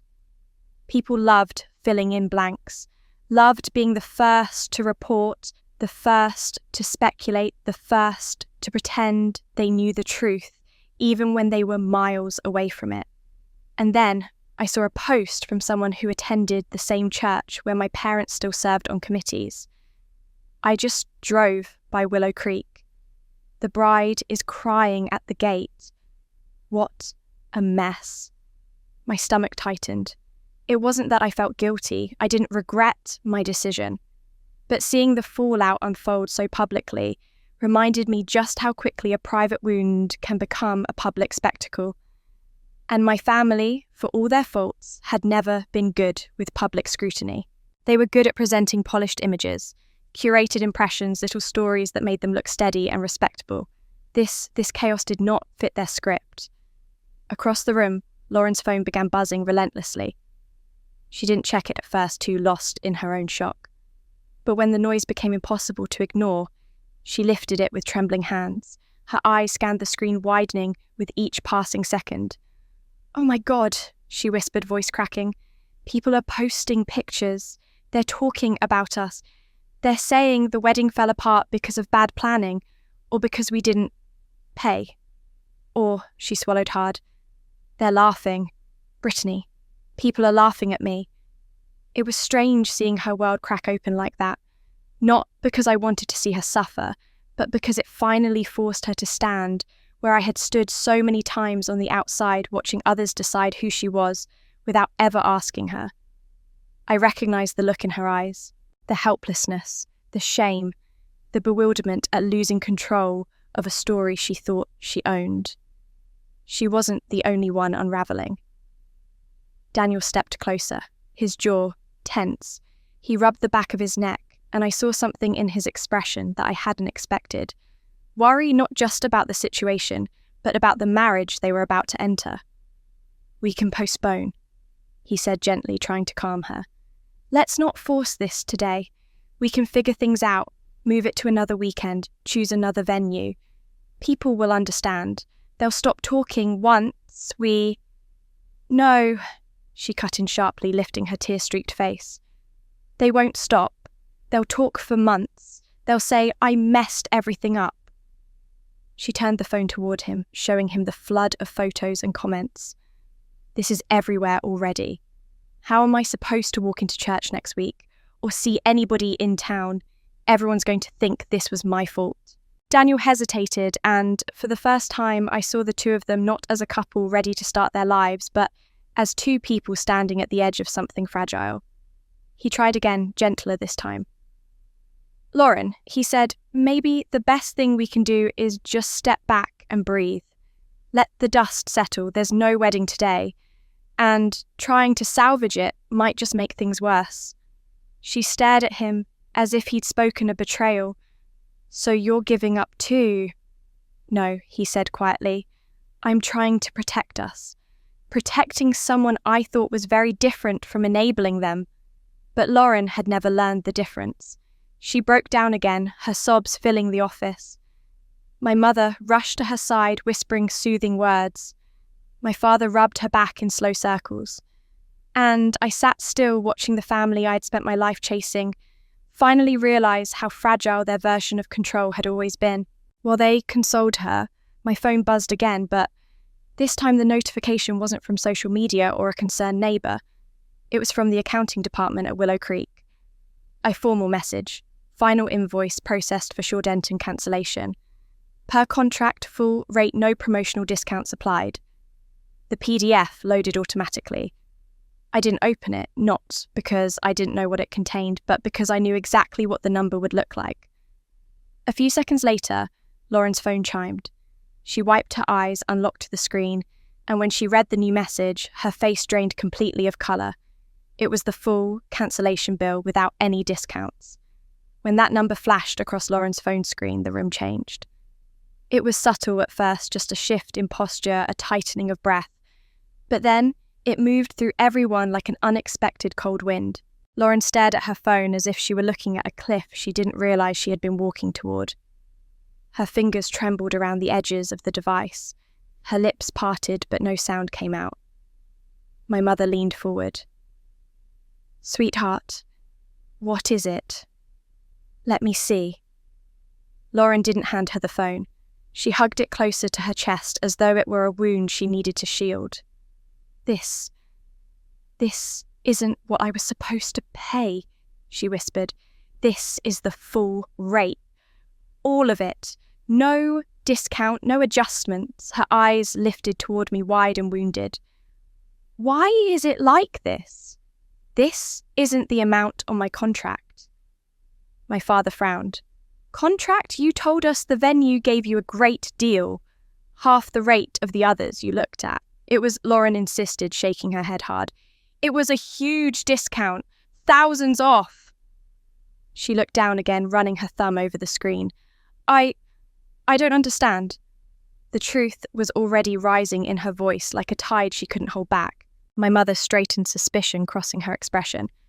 Why would a business give that large of a discount? That's not how these things work. Unless you won a raffle or...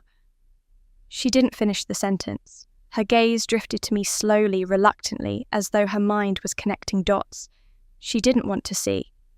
Lauren's breath hitched. You knew about this, she whispered. Didn't you?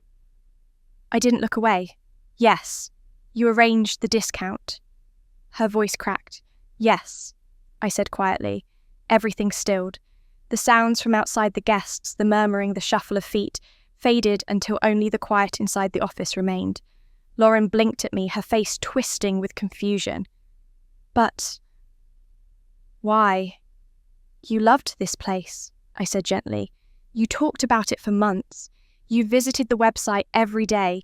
You said it felt like the kind of place you dreamed about since you were little. But when I overheard you talking to Mum about the price, you said it was impossible. You sounded disappointed, heartbroken even. So I adjusted the rate. She stared at me as though I'd grown into a stranger she was only now beginning to recognise. I didn't want you to give up something you loved, I continued. I wanted you to have the day you imagined." Her eyes filled instantly. "But Brittany, that discount was huge. That wasn't a small adjustment." "I know." My father rubbed the back of his neck.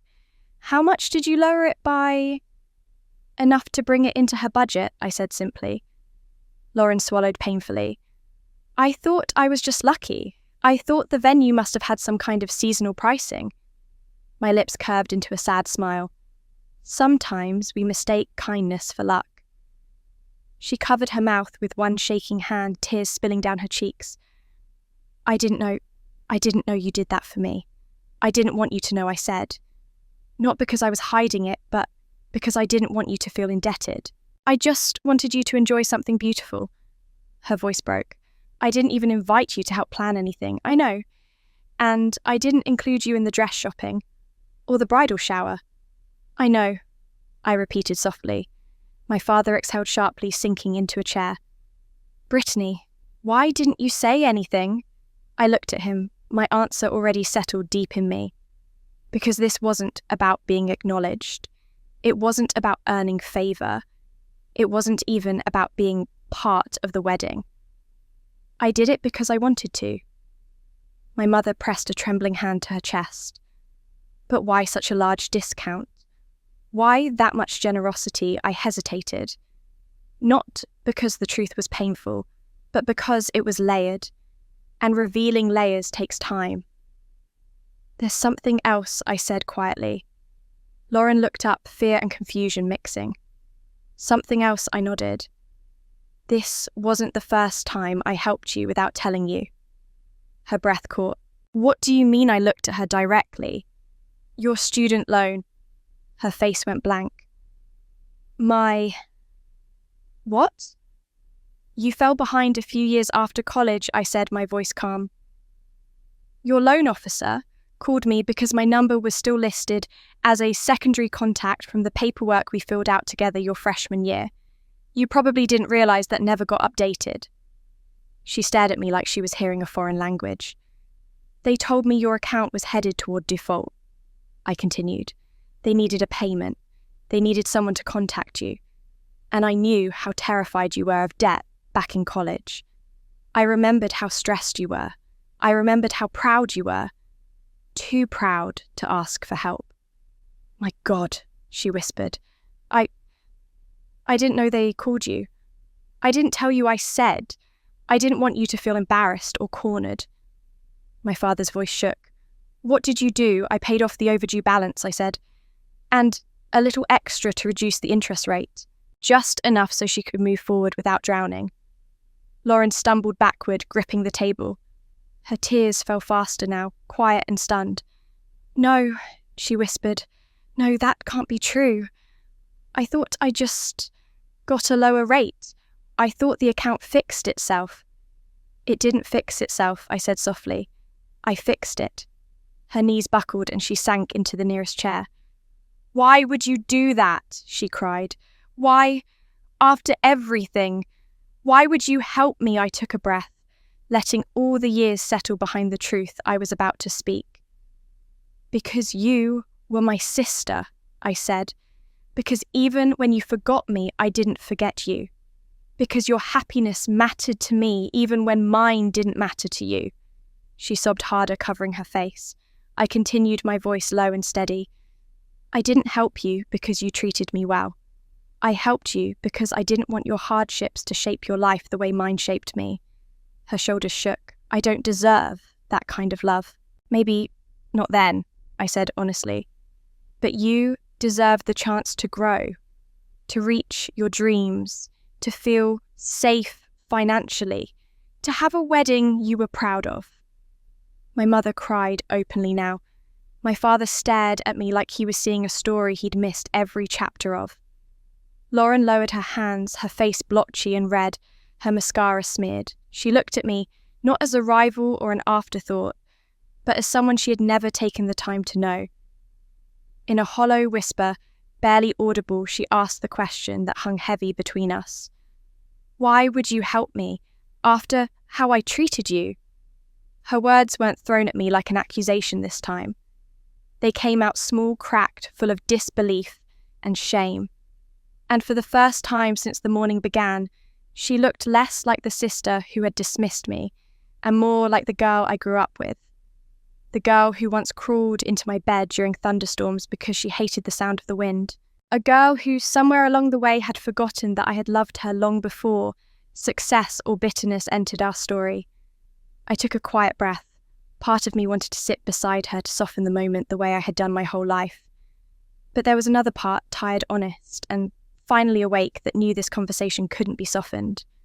Not anymore. I helped you, I said gently, because I never stopped loving this family, even when I felt like a ghost in it. Lauren's face twisted. She wiped at her cheeks, smearing the makeup further, and whispered, "A ghost, yes," I said. Someone who was there but easy to overlook. Someone who could leave a room and no one would notice the space they left behind. My mother let out a soft cry, the sound thin and fragile.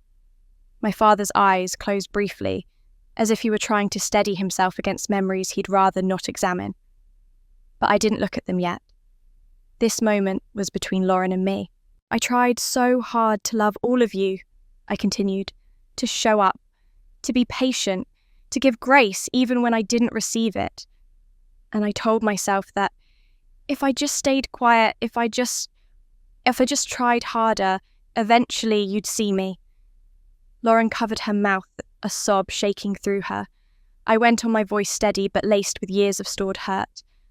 I never spoke up because I didn't want to make things worse. I didn't want to start fights. I didn't want to ruin holidays or create tension. Every time something hurt, I told myself to swallow it. Every time I was passed over, I said it wasn't worth causing a scene. I convinced myself that staying silent was the same as staying loving. I paused, feeling the weight of those decades settle over the room like dust. But silence doesn't fix anything, I said softly. It just teaches the people around you that they're allowed to keep overlooking you. Lauren's breathing turned ragged. I didn't know she whispered. "Brittany, I swear I didn't know you felt this way. I didn't know I was hurting you." "I know you didn't," I said. "You were young. Mum and Dad never taught you to look for me. They were so busy cheering for you that they forgot to teach you how to turn around and notice your sister standing right behind you." My parents flinched, not dramatically, not with denial, but with quiet, painful understanding. Lauren looked down at her trembling hands. I thought you didn't mind. I thought you liked being alone doing your own thing. I learned to like it, I said, because liking it was easier than wanting something I never got. A hush settled over the room. My mother pressed her fingers to her lips, her tears slipping freely now. My father looked at me with a mixture of guilt and something more subtle, something like recognition. Lauren swallowed hard. But even then, even feeling invisible, "You still helped me. You still gave me that discount. You still paid my loan." She looked utterly lost. "Why would you do that? Why would you care that much?" I let my gaze soften, because I never wanted you to struggle the way I did. Her brow furrowed. "What struggle? The kind that happens quietly," I said. "The kind no one notices. The kind you can't really explain without sounding dramatic or needy. When I was first building my business, I was overwhelmed, exhausted, scared. I made mistakes. I nearly went under twice. And no one knew, not because I didn't want help, but because I didn't think anyone would hear me if I asked." She covered her chest as if trying to hold her heart together. "You struggled," she whispered, looking wounded by the very idea. But you've always seemed so capable." "Capable doesn't mean untouched," I said. "Capable doesn't mean supported. Capable just means I learnt to carry things alone." Lauren wept again openly without any attempt to hide it. My mother reached for her shoulder, steadying her. "When I heard you talk about the venue, I continued how much you loved it, how much you dreamed of getting married here. I thought, why shouldn't she have something beautiful? Why shouldn't she have something stable and joyful and uncomplicated? Why shouldn't she feel safe and supported for once?" Lauren let out a soft, breaking sound. "I helped you. I said, my voice barely above a whisper, because I wanted you to have the kind of ease I never had. We sat there in a fragile silence, years of unspoken things floating between us, waiting to settle. Finally, Lauren lifted her head. Her face was red, streaked with tears and mascara, but she looked younger, less guarded, less polished, more real than I'd seen her in years. "I am so sorry," she said, reaching toward me slowly as if afraid I might pull away. "I didn't know. I didn't see you. I didn't even try. I'm sorry, Brittany. Please let me hold your hand." Her voice cracked on the last word. I felt the old instinct rise inside me, the instinct to step forward, to comfort, to reassure, to make the moment easier for her. My body remembered that role too well. But something deeper inside me, something newly awakened, knew stepping forward now would undo everything I'd just found the courage to say. So I took a slow breath, and I stepped back. When I stepped back from her outstretched hand, the room shifted. Lauren froze, her fingers suspended in midair as if reaching for something that had just slipped beyond her grasp. Her tears didn't stop, but her expression changed, less pleading now, more searching. My mother's breath caught. My father looked down at the floor as though trying to find steady ground he'd never stood on before. I wasn't stepping back out of anger. I wasn't rejecting her apology. I simply needed space. For the first time, I needed her and all of them to understand that my pain didn't fit neatly inside a hug or a moment of remorse. What I carried had years behind it, roots running so deep I barely knew how far they went myself. And that space, those few inches I created, unlocked something I hadn't planned to reveal, something I hadn't spoken about in almost 20 years. Lauren's hand dropped to her lap, trembling. "Why did you step back?" she whispered. I didn't answer directly.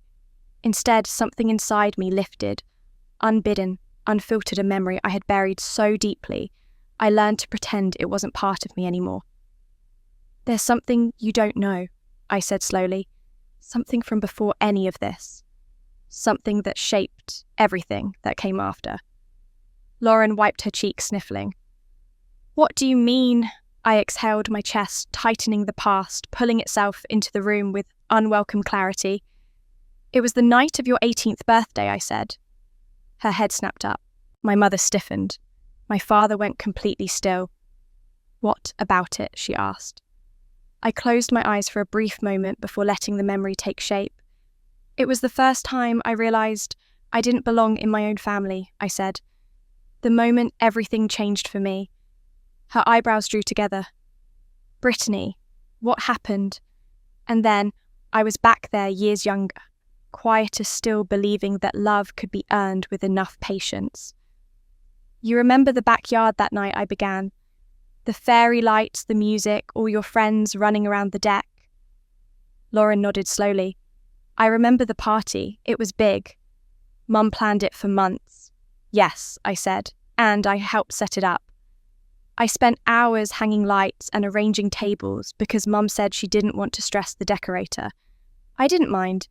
I was happy to help." My mother's eyes filled, but she didn't speak. When the party started, I continued. I tried to stay out of the way.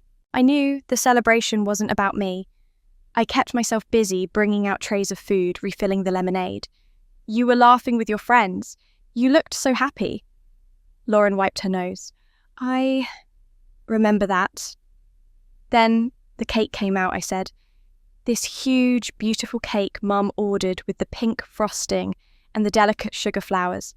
Everyone crowded around the table, and I was carrying extra plates out from the kitchen." My throat tightened. "And then someone bumped into me." Lauren's eyes widened. "I don't remember that." "You wouldn't," I said gently. "You were surrounded by people. But someone knocked my arm when they ran past." The stack of plates slipped. They hit the ground and shattered. Lauren inhaled sharply. "It wasn't a big deal," I said, my voice low. "They were just plates." I knelt down right away to pick up the pieces before anyone stepped on them. But Mum saw me bent down on the patio, and she thought I had done it on purpose. My mother let out a soft, wounded gasp. She stormed over, I said quietly. In front of 25 teenagers, neighbours, a few relatives. She pointed at the mess and said, my voice faltered, Lauren whispered, what did she say? I forced myself to speak the words I had carried like a bruise for 2 decades. She said, why do you always ruin things? Why can't you let your sister have one moment without making it about you? Lauren's face drained of colour. My mother covered her mouth, tears streaming down her cheeks. I don't remember saying that, she whispered. You said it, I replied softly. And when you did, everyone stopped talking. They stared at me like I was some jealous, clumsy sister trying to steal attention. I swallowed. I tried to explain. I tried to say someone bumped me. But you just kept shaking your head. My mother sank into a chair, her shoulders trembling. I turned back to Lauren. Do you remember what you did? She shook her head, eyes wide with dread. You stayed silent, I said. You looked at me, then looked away. You didn't speak up. You didn't say it was an accident. You didn't say I'd been helping all day. You just let it happen. Lauren pressed her hands to her face, sobbing. I kept going, not out of cruelty, but because the truth had been sealed inside me for too long. Everyone laughed awkwardly. A few girls whispered something about siblings always ruining things.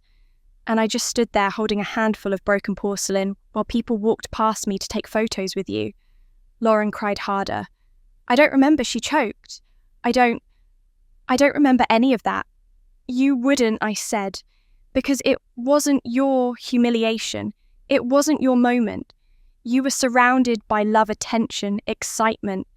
For you, it was a blur of celebration. She nodded desperately through her tears. But for me, I said softly, it was the moment I realised my role wasn't to be included. My role was to stay out of the way. The room fell silent, except for the sound of Lauren's sobbing. I walked inside. After that, I continued. I packed a small bag. I didn't slam doors. I didn't announce anything. I just left. Lauren's head snapped up, horrified. You left right then? Yes, I said. I walked down the driveway while the party music played behind me. I stopped at the end of the street and waited just for a minute because part of me thought someone might come after me. Mum, Dad, you, anyone. My voice grew quiet, almost a whisper. No one came. Lauren collapsed into a deeper sob, folding over herself. I walked 3 miles to a friend's house, I said. She let me stay in the guest room. The next morning, you all went to church like nothing happened. No one called, no one texted, no one asked where I was. Lauren shook her head violently. I didn't know she cried. I swear to God, Brittany, I didn't know you were leaving forever. I didn't know you were hurting. I didn't know any of this. If I had known... Her voice broke completely. I didn't know you were leaving forever. When Lauren said those words, she didn't shout them or whisper them. She breathed them out like a confession that had lived inside her for years without her knowing it. Her voice trembled as though the ground beneath her had cracked open, revealing something she never expected to find, something she wished she could rewrite. I felt the quiet pull of old memories, but instead of the sharp sting I once associated with them, what I felt now was deeper, calmer, heavier, a truth that had waited too long to be spoken aloud. I stood there still holding the space I had created between us when I stepped back. Lauren's hand lowered into her lap again, uncertain and empty. My mother's tears came softly, her shoulders shaking in small, uneven breaths. My father seemed rooted to the floor, his expression torn between regret and awakening. For a moment, we were 4 people standing in the remnants of a story none of us had ever truly told until now. Lauren wiped at her face with the corner of her sleeve. Brittany, she said softly, I swear on everything I didn't know. I didn't know you walked away that night because of us. I didn't know you felt so alone. I nodded gently. I know you didn't know. That's part of it. My mother's breath hitched and she stepped forward, as if her legs had made the decision before her mind did. She stopped a few feet away from me, wringing her hands. I need to say something. she murmured, her voice trembling. It's not enough. It won't undo anything. But I need to say it. I remained still, giving her the room to continue. I am sorry, she whispered. For that night. For the words. For the tone. For not seeing the hurt behind your eyes. I didn't understand what I was doing to you, not then. And if I'm honest, not for many years after. She swallowed hard. I see it now. I see all of it. And I'm ashamed. Her apology wasn't polished or grand. Didn't sound like something prepared or rehearsed. It came from a woman who was suddenly confronting a version of herself she wished she had never been. And while part of me felt relief hearing her admit it, another part felt the old ache of what I had endured alone. She continued, her voice breaking. I didn't think I was playing favourites. I thought I was giving each of you what you needed. Lauren was outgoing. You were quiet. I convinced myself that meant Lauren needed more attention and that you needed less. I see now how wrong that was. My father stepped closer then, as though drawn into the moment by gravity. I should have noticed, he said, his voice low. Looking back, I can see the signs. I can see the way your face changed in certain moments. I can see how you withdrew, and I let it happen. I let silence be my answer to everything. He shook his head slowly. I told myself I was keeping peace, but all I did was keep distance. Hearing him say that filled the room with a kind of heavy forgiveness, one that hurt and healed in the same breath. My father had never spoken this honestly before. His honesty now didn't erase the past, but it made space for something new to grow. Lauren lifted her head again, her eyes swollen but clear. I want to be different, she murmured. I don't want to be the person who hurt you anymore. I don't want to be the girl who stayed silent when she should have stood up for you. She wiped a tear away. But I don't know where to start. I don't even know how to begin fixing something that deep. You start by choosing, I said softly. Choosing to see me. Choosing to ask instead of assume. Choosing to be honest even when it's uncomfortable. Choosing to apologize before the wound grows too big to name. Lauren nodded slowly as though memorizing each word. And I will choose too, I continued. I'll choose to stay present. I'll choose to speak up when something hurts instead of disappearing. I'll choose to give us a chance. But healing can't happen in a day. It has to be slow and steady, and it has to be real. Lauren pressed her hand to her heart. I can do slow, she whispered. I can do honest. I just need your patience. I think we both need each other's patience, I said. A quiet settled over us. Not cold or tense, but almost peaceful in its vulnerability. It felt like standing at the edge of something fragile and new, something none of us quite knew how to shape yet. My mother let out a long, shaky breath. I don't want to repeat old patterns, she said. I don't want to be the woman you walked away from. I want to learn you. Really learn you, not the version I assumed you were, my father added softly. And I want to be a better father, not just a quieter one. Their words didn't magically fill the empty years, but they created a bridge over them, small and tentative, offering the first step towards something better. Lauren sniffed and wiped her cheeks again. I meant what I said earlier, she added. I want to fix things with you. I want a real relationship, not just the one I pretended we had. I want that too, I said, and the truth of it warmed something inside me that had felt cold for a very long time. She stared at me for a moment, her gaze searching, hesitant. Then she took a small breath, steadying herself as though preparing for something both frightening and hopeful. Brittany, she said, voice trembling but sincere, I have to ask you something, and please don't feel obligated. I'll understand if the answer is no. I nodded slowly, signalling for her to continue. She clasped her hands together nervously. The wedding was supposed to be today, and despite everything, I still want to get married, just not like this. She glanced at the door, at the chaos outside, then back at me. I want it to be real, not perfect, not dramatic, not something for people to talk about. I want it to be honest and peaceful, and I want the people I love to actually be part of it. Her voice grew even softer. Will you help me plan the wedding again? When Lauren asked me that question, her voice didn't sound like the sister I had known for most of my life.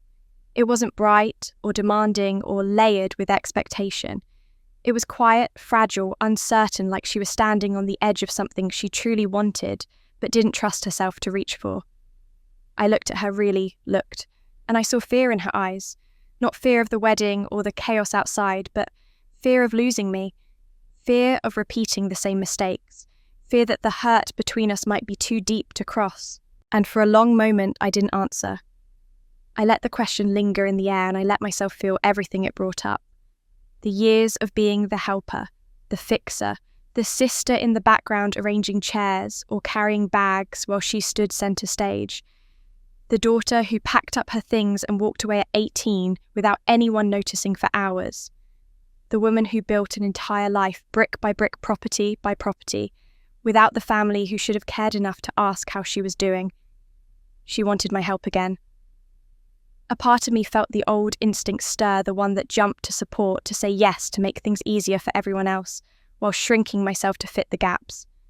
But another part of me, stronger now, clearer, reminded me that I wasn't that girl anymore. I didn't owe anyone my silence. I didn't owe anyone my energy at the cost of my own well-being. Before I answered, I stepped away from her and walked toward the window. The view outside was still messy. Guests wandered across the lawn in small clusters, whispering behind hands. A groomsman paced along the gravel path, talking into his phone. Staff members guided confused vendors back to their trucks. The morning sun glowed over all of it, as if unaware of the emotional wreckage unfolding inside. Somewhere in that chaos, her question repeated itself inside me, not as pressure, but as something much deeper.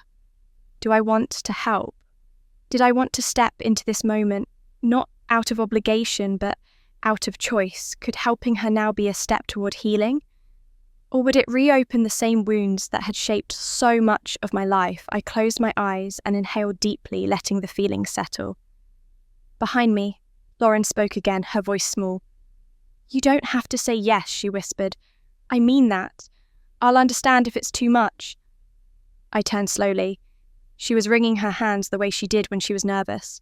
My mother watched with a quiet hopefulness, my father with a kind of reverent stillness, as if all three of them were waiting not just for my answer, but for a sign of who I had become.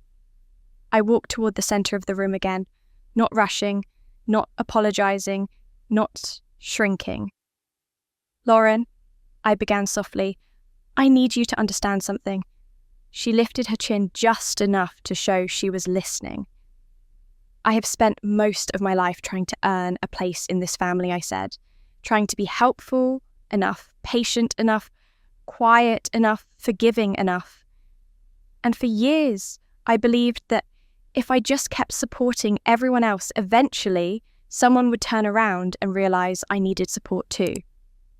My mother covered her mouth, her eyes filling again. Lauren's breath broke in her chest. I know how to help, I continued, better than most people. I know how to show up. I know how to fix things. But I don't know how to do it without erasing myself unless I choose differently. Lauren nodded. Tears spilling again. I don't want you erased, she said. Not ever. That mattered. Before I say yes, I said slowly, I need to think about whether helping you again brings me closer to healing, or pulls me back into the place where I spent years hurting alone. She swallowed hard. Take your time. So, I did. I let myself remember the nights I spent renovation budgeting by the light of a desk lamp. The mornings I walked through half-finished properties, exhausted, but proud of what I was building.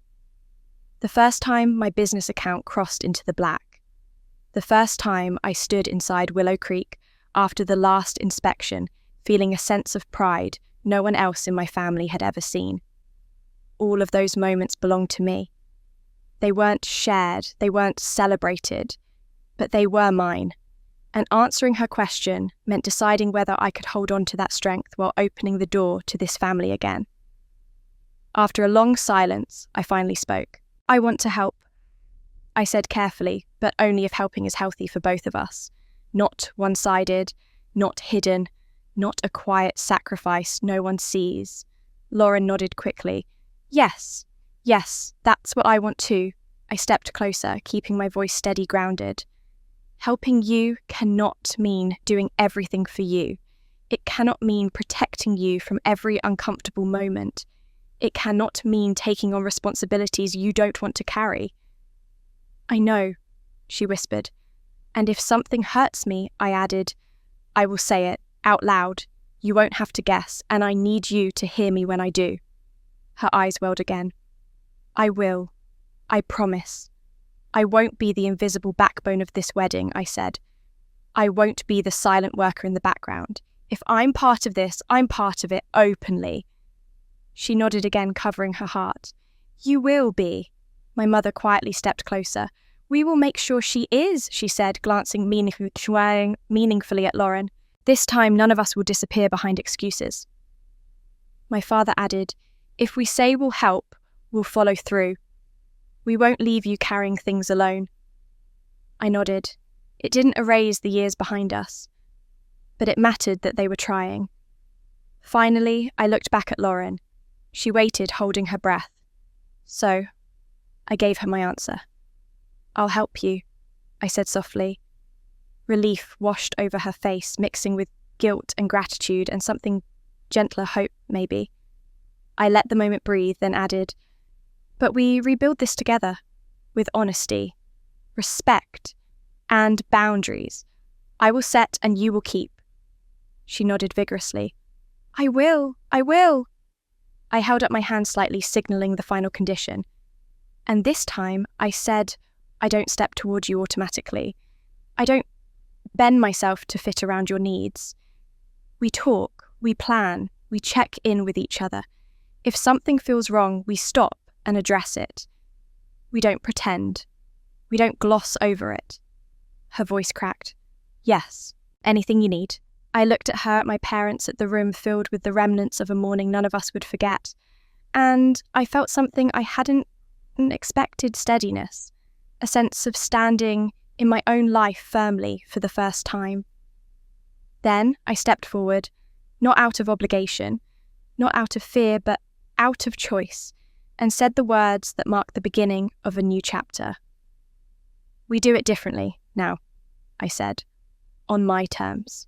Those words lingered in the air long after they left my mouth. And, unlike so many conversations in this family's past, nothing rushed to cover them. No one tried to smooth the moment with quick promises or change the subject as if discomfort was something fragile. Instead, Lauren nodded slowly, taking in the weight of what I'd asked. My mother stood with her hands clasped tightly in front of her as though trying to hold together her grief and her hope. My father's shoulders eased with something that looked like relief that this time we were doing things with intention rather than pretending nothing needed repair. I felt steadier than I expected as we stepped out of the small office into the brighter hallway. It was almost jarring to leave such a heavy conversation and re-enter the ordinary morning light, but the contrast reminded me how much life continued outside whatever pain we held. It helped me breathe again. Lauren walked beside me, keeping pace but not crowding me. Every few seconds, she glanced over, careful, almost timid, like she was learning a new language, one built on respect rather than assumption. My mother and father walked a few steps behind us. It felt strange leading them instead of following, but it felt right too. Outside, most of the guests had left or were gathering in clusters near the parking lot, whispering among themselves. There was curiosity on their faces, maybe a little judgment, but none of it held the power it once did. After the morning, we'd just had the opinions of strangers felt small and distant. Lauren drew a breath. So, the wedding, she said quietly, almost as if afraid to break the fragile peace. I don't want it to be huge anymore. I don't want all this pressure. I think I want something smaller, more real. I nodded. That's a good place to start. She hesitated. But I still want it to feel special. It can, I said. Special doesn't need to mean expensive or grand. She nodded again, absorbing that idea as if it were new. We walked toward the parking area, where my car and her fiancé's car were parked. Daniel stood by his vehicle, his jacket over his arm, watching us approach. His expression looked like a mixture of exhaustion and hope. When Lauren reached him, he took her hand gently, almost cautiously. "Are you all right?" he asked her softly. She gave him a tired smile. "Getting there." He looked at me then. "Thank you," he said quietly, "for everything today." I didn't answer right away. I wasn't ready to carry gratitude for something that had cost me so much. But I did give a small nod so he knew I heard him. We made a plan to meet the next morning and begin discussing alternatives that fit their real budget. Something smaller, something honest, something they could grow into instead of struggle under. Something that felt like the people they were trying to become. That night, after I drove home and let the quiet settle around me, I opened up my laptop and listed out 3 venues I knew would suit them. Not the polished, expensive places she had seen online. Not the overly grand settings that had always fed into her perfectionism. These were places with charm, with warmth, with space to make memories rather than impress anyone. The next day, the 4 of us met early in the morning to begin fresh. We visited a small lakeside chapel first. It had wooden benches, stained glass that caught the sunlight in soft colours, and a simple arch framed by willow trees. Lauren walked slowly down the aisle, touching a pew as she passed. "It's peaceful," she said softly. "It is," I replied, "and it's within your budget." She nodded, almost relieved. But she wanted to see more, so we drove across town to a small rose garden venue that was rarely used for weddings. The paths were lined with blooms, and the air smelled like late spring, even in early fall. Lauren stood beneath a trellis, closing her eyes. "This feels like something I can breathe in," she said, "not something I have to perform." Hearing her say that meant more than she knew. Our final stop was a historic community hall with white shutters and a wraparound porch. Inside it had warm wooden floors, high ceilings, and string lights that looked like someone had taken the time to place them with care. It wasn't grand, it wasn't expensive, but it felt like a place where belonging mattered more than perfection. Lauren turned to me, her expression open. "Which one do you like best?" I nearly didn't know how to answer, not because I lacked an opinion, but because it had been so long since she had genuinely wanted to know what I thought. I walked a slow circle around the room, and then said softly, "This one." She nodded. "I think so too." My mother stood beside us, holding her purse in both hands. For the first time in my memory, she looked at me before she spoke. "Brittany," she asked gently, "what do you think about the reception space? Should we keep it here or do something outdoors?" It startled me for a moment how natural her question sounded. She wasn't humouring me. She wasn't tiptoeing. She was including me. Truly including me. I walked to one of the windows thinking, the garden outside is nice, but the wind might be unpredictable. I'd keep it indoors. It's cosier, more stable. My mother nodded thoughtfully. I agree. Something loosened inside me in that moment. Not forgiveness, not entirely, but relief. The kind that comes from being seen without having to fight for visibility. Before we left the venue, Lauren pulled me aside. "Thank you for not making today about punishment," she said. "I know I've earned some discomfort, maybe a lot of it, but I really want to do this the right way." "We are doing it the right way," I said, "and the right way means honesty." She nodded quickly. "Speaking of honesty, I want to tell the relatives the truth." I studied her. "The whole truth?" "Yes," she said, lifting her chin. "Not some softened version.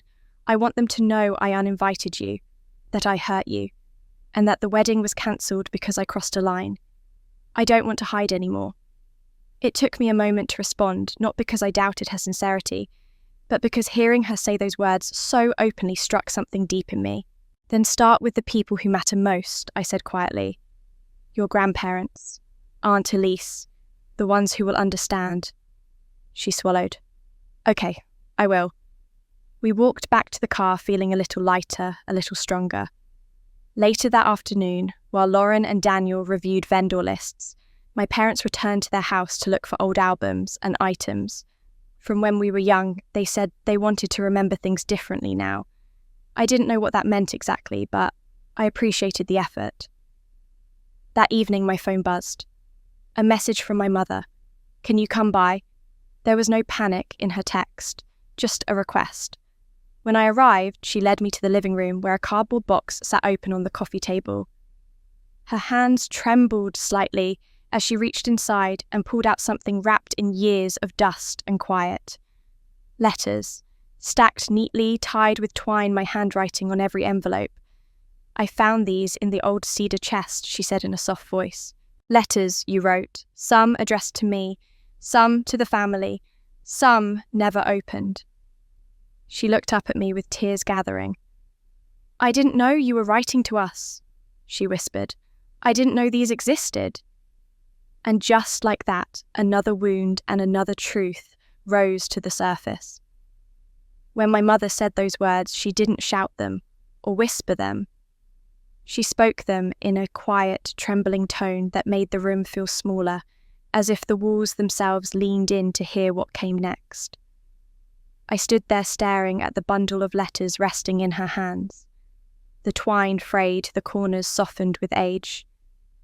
Each envelope held pieces of a much younger version of me, one who still believed effort could earn love, who still believed silence could be broken through patience alone. I felt my breath catch not from shock, but from something deeper.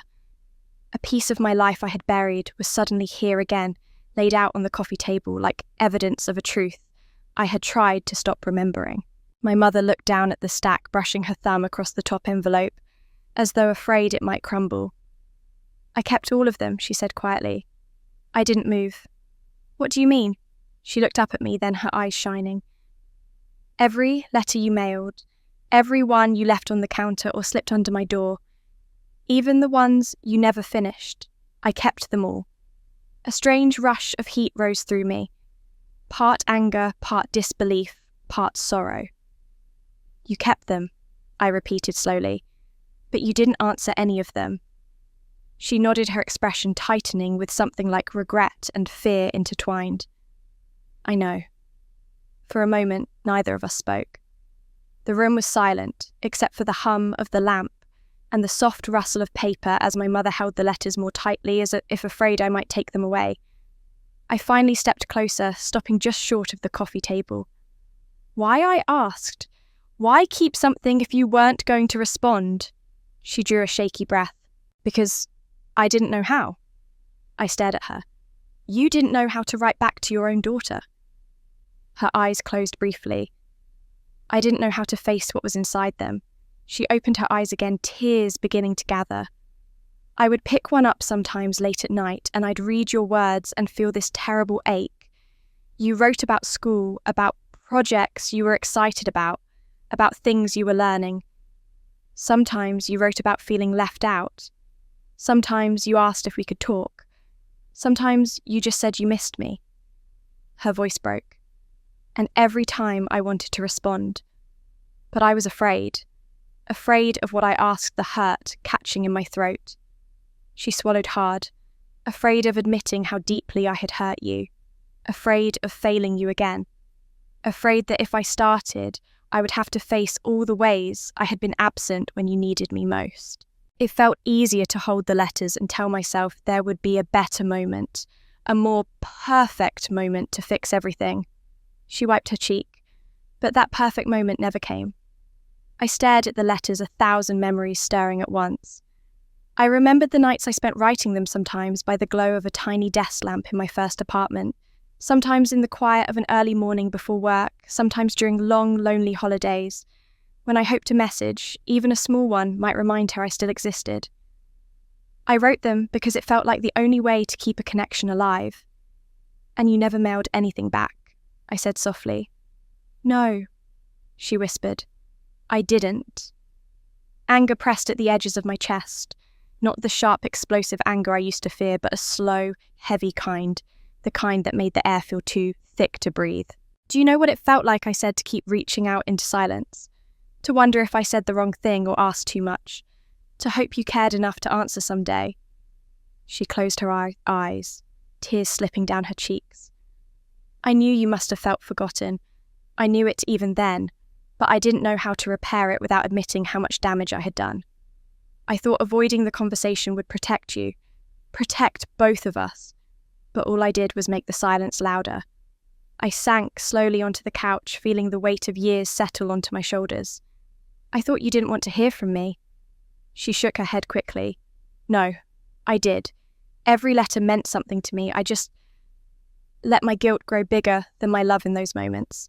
And, sorry for that. Her honesty hit me harder than I expected. It wasn't enough to erase the pain, but it cracked something open. A realization that the silence hadn't been because she didn't care, but because she felt too small to face what caring required. Still, the ache in my chest didn't loosen. So you kept them, I said quietly, but you never said a word. She nodded. I didn't know how to come to you without feeling like I was asking for forgiveness you had no reason to give. I leaned back slightly, letting her words settle. Those letters were a lifeline, I said. Even after I moved out, even after you didn't answer, I kept writing, because I didn't want to let go of the idea that things could still be repaired. I know, she whispered. And I let you carry that hope alone. That is something I regret more than I can ever say. She placed the letters gently on the coffee table, her hands trembling. I wasn't proud of myself. I wasn't strong. I wasn't the mother you needed. I see that now. The silence between us felt different than before. It wasn't cold or empty. It was full, heavy, with truths neither of us had been ready to look at until now. I reached out, running a fingertip lightly over the top envelope. My own handwriting stared back at me, rounder, younger, more hopeful. I don't know if I can read them, I said softly. I understand, my mother replied. It might hurt too much. I nodded, but the truth was more complicated than that. It wasn't just hurt. It was the weight of understanding just how long I had been trying. She sat down across from me, folding her hands in her lap. But if you ever want to, she said gently, we can read them together. Her voice broke at the end, but she didn't look away. She didn't hide. She let herself be seen in all her regret and all her vulnerability.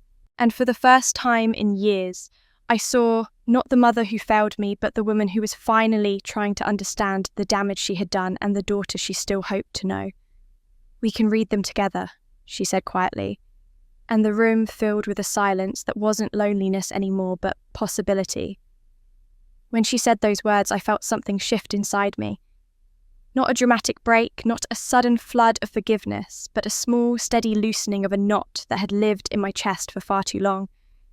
I looked at her, really looked, and saw not the woman who had failed me years ago, but a mother, trying finally to step into a place she had avoided for most of my life. Her hands trembled where they rested on her lap. Her eyes were swollen from crying. Her voice was softer than I remembered it ever being with me. For a moment, I almost told her we didn't have to read them right now. Part of me wanted to disappear into the safety of postponement, to give myself a little more time to gather strength. But something deeper nudged me forward in understanding that the longer we waited, the more power those unsaid words would keep. The letters had lived in silence long enough. I pulled the stack toward me, the twine rough beneath my fingers. When I untied it, the envelopes loosened like old leaves falling gently apart. Some were thin, only a single sheet inside. Others were thicker folded, twice, maybe 3 times. Some had stamps, others didn't. Each one held a moment I barely remembered writing, a moment I had tried to bridge a distance that suddenly felt immense. My mother watched with a kind of reverence, as though afraid even her breathing might disturb the weight of what sat between us. I don't know where to start, I admitted. She nodded softly. Wherever feels right. I picked one of the older-looking envelopes, the edges slightly yellowed. The handwriting alone told me how young I must have been round letters uneven, spacing hopeful loops on every Y. I slid the paper out and unfolded it. My chest tightened as the words, written long ago by a girl who still believed in things she'd eventually stop waiting for Rose back into the room. Dear Mum, I read aloud, my voice catching more than I wanted it to. I hope you're not too busy to read this. I miss spending time with you. I know you've been tired and that Lauren has a lot going on right now, but I wondered if maybe this weekend we could bake cookies like we used to. I can help with the dishes. I just want to talk. Love, Brittany.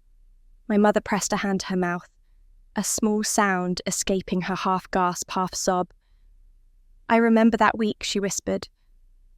Lauren had a dance recital. I told you I needed to focus on her practice schedule.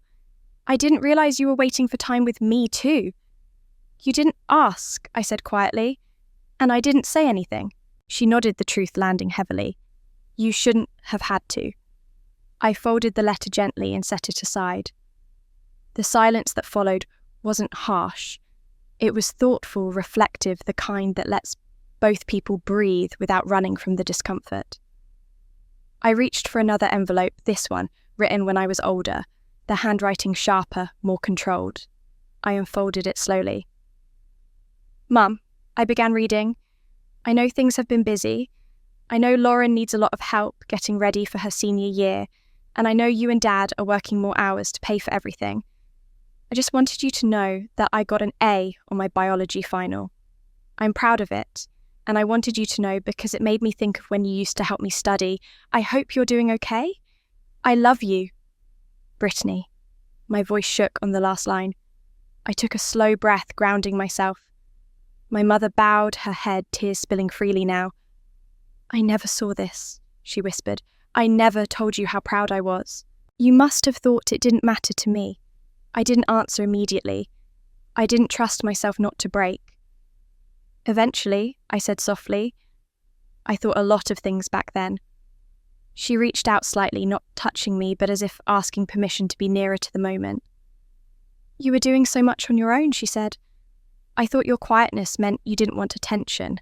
I thought your strength meant you didn't need this. She gestured toward the letters, toward the truth unraveling between us. I was wrong. I was so wrong. I pulled another letter from the stack, this one written during the first year after I left home. My hand trembled when I recognized the date in the corner. I remembered that night, the cold kitchen table in my friend's house, the ache of wanting someone to reach back. Hi, Mum, I read. I'm doing okay. I found a place to stay for a while. I know you've been busy with Lauren's college forms, so I didn't want to bother you. I just thought maybe you were wondering if I was all right. I'd like to talk sometime, even if it's just for a minute. My vision blurred slightly. My mother's voice cracked. I don't know how I let this sit unopened. You didn't want to face it, I said softly. She nodded, weeping. You're right.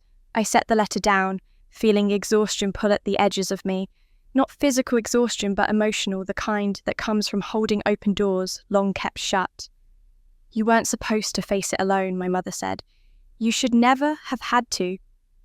I didn't know what to say, so I reached for the next letter. It was shorter, messier, written in a hurry. I didn't remember writing it, but I knew the emotion in its strokes. Mum, I didn't mean to upset you today. I wasn't trying to make you angry. I just wanted to help. I'm sorry if I got in the way. A soft, pained noise escaped her. Oh, God, she whispered. That must have been after the birthday, I said quietly. Yes. She looked shattered by the confirmation. I never meant for that night to become a wound that followed you. I never meant for my anger to become your story. It did, anyway, I said gently. And we lived with it differently. I lived with silence. You lived with guilt, she nodded slowly. And look how much we both lost. I reached for another letter, one of the last I could remember writing. Mum, it's okay if you don't have time right now. I understand. I just want to know if you're okay. I want to know if we're okay. I exhaled shakily. I kept trying, I said, even when I didn't know why anymore. She wiped her face. You never stopped loving us. No, I said softly. I didn't. She looked at me with something raw and honest. And I'm sorry I didn't show you the same. I didn't answer. I couldn't yet. The ache of old longing mixed with relief in a way I couldn't separate. But I didn't leave. I didn't close the box. I chose to stay present even in the heaviness.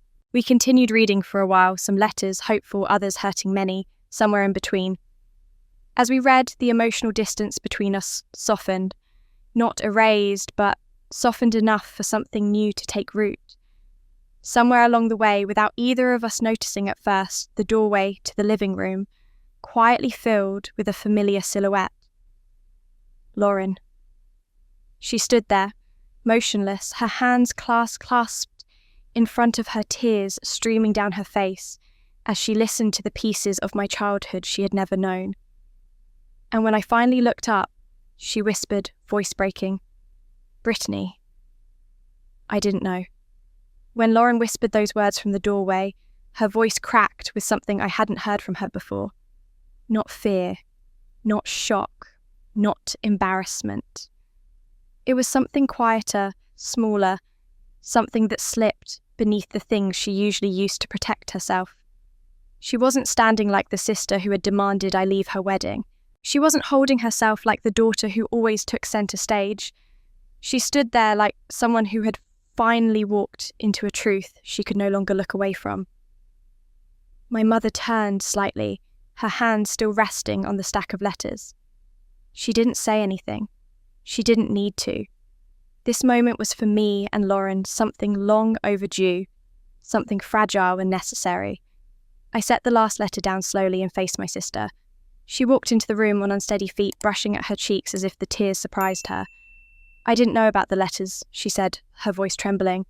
"I didn't know you wrote all that. I didn't know how much you were trying." Her eyes moved from the box to my face, and her expression shifted, guilt mixing with a deeper kind of sorrow. "I didn't know because I didn't look," she admitted. "I didn't pay attention. I didn't ask. I didn't want to," she swallowed hard, the truth pressing through her words in pieces. "I liked the way things were. Not because I wanted you hurt, God, not that, but because it was easier for me when everything stayed the same, when I was the one who got the encouragement, the support, the spotlight. I didn't question it because questioning it would have meant realizing how unfair it was to you." She stepped closer, though she kept a respectful distance. I stayed silent because silence protected my place in the family. I didn't have to try harder. I didn't have to share the attention. I didn't have to deal with anything uncomfortable. She shook her head slowly. And I'm ashamed of that. Truly ashamed. Her words weren't polished or rehearsed. They sounded like they came from someone who had been watching her own reflection change all day, someone who finally recognized it. I didn't say anything yet. I kept my eyes on her, letting her continue. She looked down at her hands. When we were growing up, I could always count on one thing. If I didn't speak up, Mum would speak up for me. If I didn't ask for help, she'd offer it anyway. If something went wrong, people found ways to justify it for me. She lifted her eyes again, tears shining. "You didn't get that. And I didn't want to see it because it made things complicated. It made me uncomfortable." She breathed in shakily. It's easier to stay favoured when you pretend nothing is wrong. My mother closed her eyes, her face tightening with grief at hearing those words spoken out loud, but she didn't interrupt. Lauren continued, "I let you be the one who cleaned up after me. I let you be the one who stepped back so I could step forward. I let you take the blame because I didn't want to deal with the fallout." Her voice dropped. "I let you be invisible because it made my world run smoother." My chest tightened at the truth of it, not because it surprised me, but because hearing her say it changed something inside me. For years, I had carried the weight of believing she didn't understand. Now I saw she had understood more than she ever admitted, and chose comfort over fairness. "I never said anything when Mum scolded you," Lauren said. I stood there and watched. I didn't step in, not once, and I told myself it wasn't my fault, that it wasn't my place. But really, I was scared of losing the way things were. She blinked hard and tears spilled freely again. I was wrong. I was so wrong. I looked at her then, not as a sister who had hurt me, but as a woman finally stepping into the shadow she had spent years avoiding. It didn't erase anything. It didn't suddenly mend every wound. But it mattered. She wiped her cheeks, though the tears kept coming. When you cancelled the wedding venue, she continued, her voice shaking, I was furious. Not because the wedding was ruined, but because it was the first time in our lives you didn't let me push you aside. The first time you didn't quietly step back. The first time you showed I wasn't the centre of your world. A broken laugh escaped her thin, self-aware, painful. It terrified me. And underneath the anger, I think I knew I deserved it. I think I knew the way I treated you had finally reached a breaking point. She took another breath and looked at the letters again. Seeing this, hearing you read these, her voice cracked. It's like I'm meeting a version of you I should have loved better. A version I ignored because it was easier to pretend everything was fine.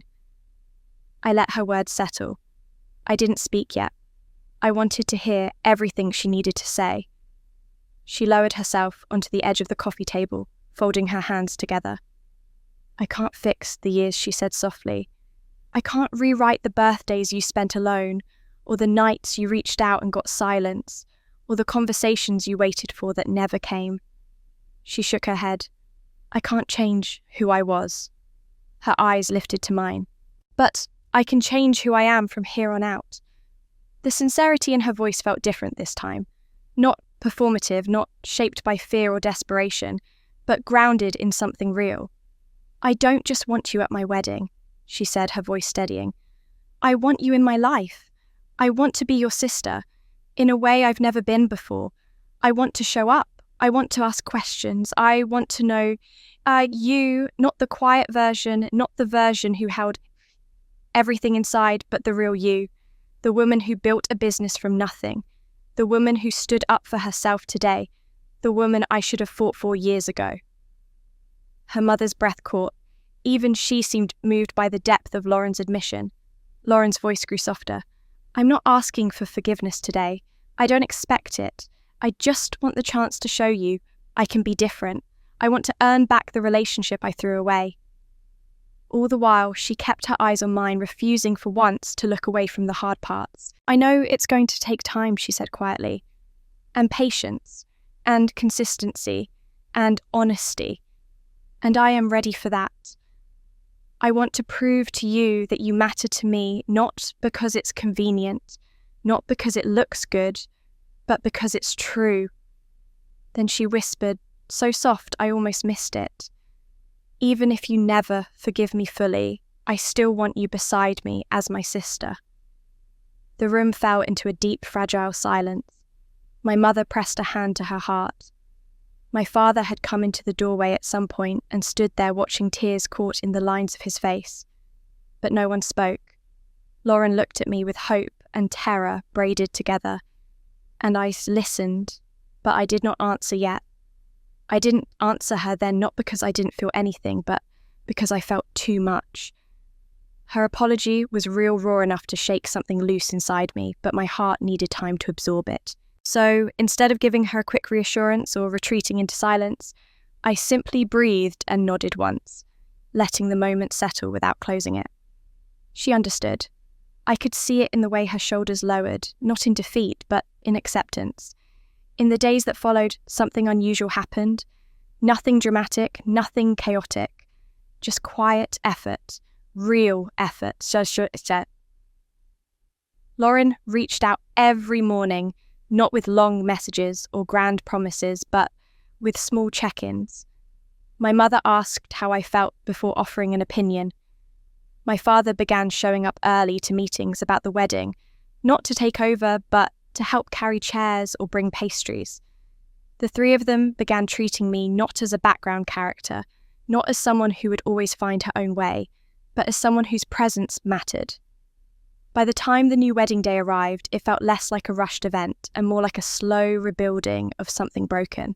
The venue we chose, the historic community hall, with warm floors and white shutters, was nothing like the grand celebration Lauren originally planned. There were no dramatic centerpieces or towering floral displays. Instead, simple arrangements of garden roses sat on each table, and strings of soft lights glowed along the beams of the ceiling. It felt almost like stepping into the warmth of a family home, not the pressure of a staged performance.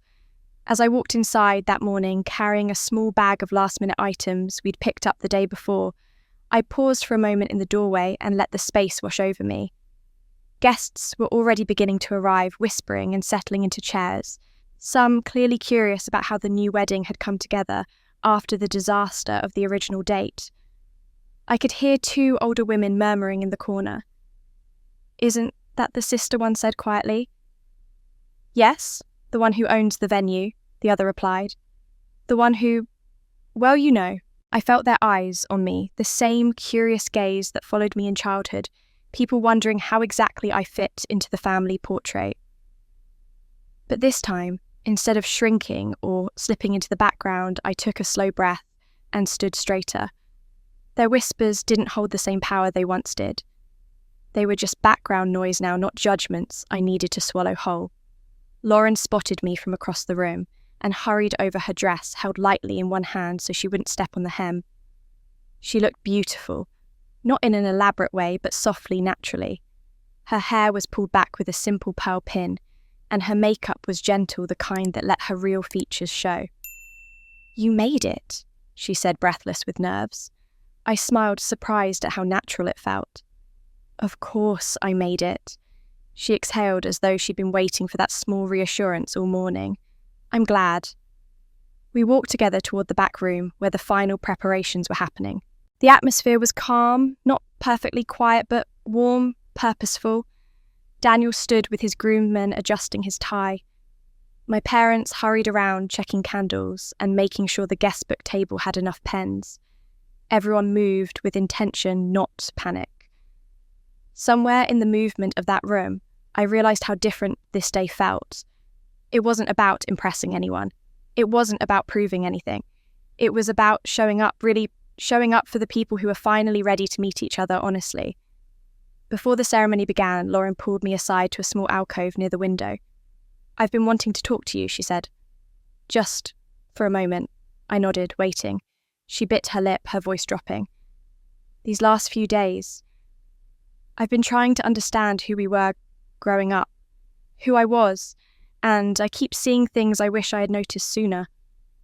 She looked down at her hands. "But even with all the regret, I'm grateful we got here.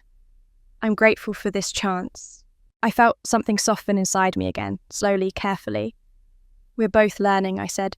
"That counts." She smiled, small but sincere. "Thank you for saying that." When the music began, guests shifted in their seats, the soft hum of anticipation spreading through the room. My father stepped to the front to prepare for the procession. I watched from the side as Lauren took her first steps down the aisle on his arm, her expression trembling with emotion. There was no dramatic flair, no choreographed performance. Just a daughter walking with her father, a man who looked as though he finally understood how fragile these moments were. As the ceremony unfolded, I found myself breathing more evenly. The vows were simple and heartfelt. The officiant spoke warmly. The guests smiled with genuine affection. And throughout it all, I felt a surprising sense of peace settle around me, like I was no longer trying to earn a place here, I simply had one. After the ceremony, while the staff prepared the reception tables, guests gathered in small groups, chatting and enjoying the soft music playing through the speakers. I stood near the doorway watching everything with a quiet gratitude I hadn't expected to feel. A few guests approached me, some wanting to apologize for assumptions they'd made, others wanting to congratulate me on the restored relationship. One older man shook my hand warmly and said, "Your sister is lucky to have you." I didn't quite know what to say to that, but I thanked him with a nod. My mother approached next, her eyes bright. "Everything looks beautiful," she said. "You helped make that happen." I smiled softly. We all did. She took a breath, then whispered, "I'm proud of you." This time, the words didn't ache the way they once might have. They simply landed gentle and sincere. When everyone settled at their tables, Daniel tapped the microphone lightly. "We're going to begin speeches," he said. "But before I say anything," my wife, he smiled at the word, "wants to speak first." The room quieted with a kind of anticipation. I could feel like a pulse in the air. Lauren stood smoothing her dress nervously and walked to the small podium at the front. Her hand shook slightly as she adjusted the microphone, but her voice, when it came, was steady. "I want to thank everyone for coming," she began. "This day didn't happen the way we planned. It certainly didn't happen the way we expected. But in some ways, I think that's what makes it so meaningful." Guests nodded, some smiling, others looking curious. She continued, "A lot of you know there was a situation with the first wedding date." A ripple of laughter spread across the room, light and understanding. "But what many of you don't know is the truth behind it. And today isn't just about celebrating our marriage, it's about acknowledging the people who helped us get here." She paused, gathering herself. "One of those people," she said softly, "is my sister." My breath caught. When I think about this day, she continued, her voice growing more emotional. I think about how much she has done for me over the years. Things I didn't appreciate, things I didn't even see, things she never asked credit for. She shakily wiped a tear.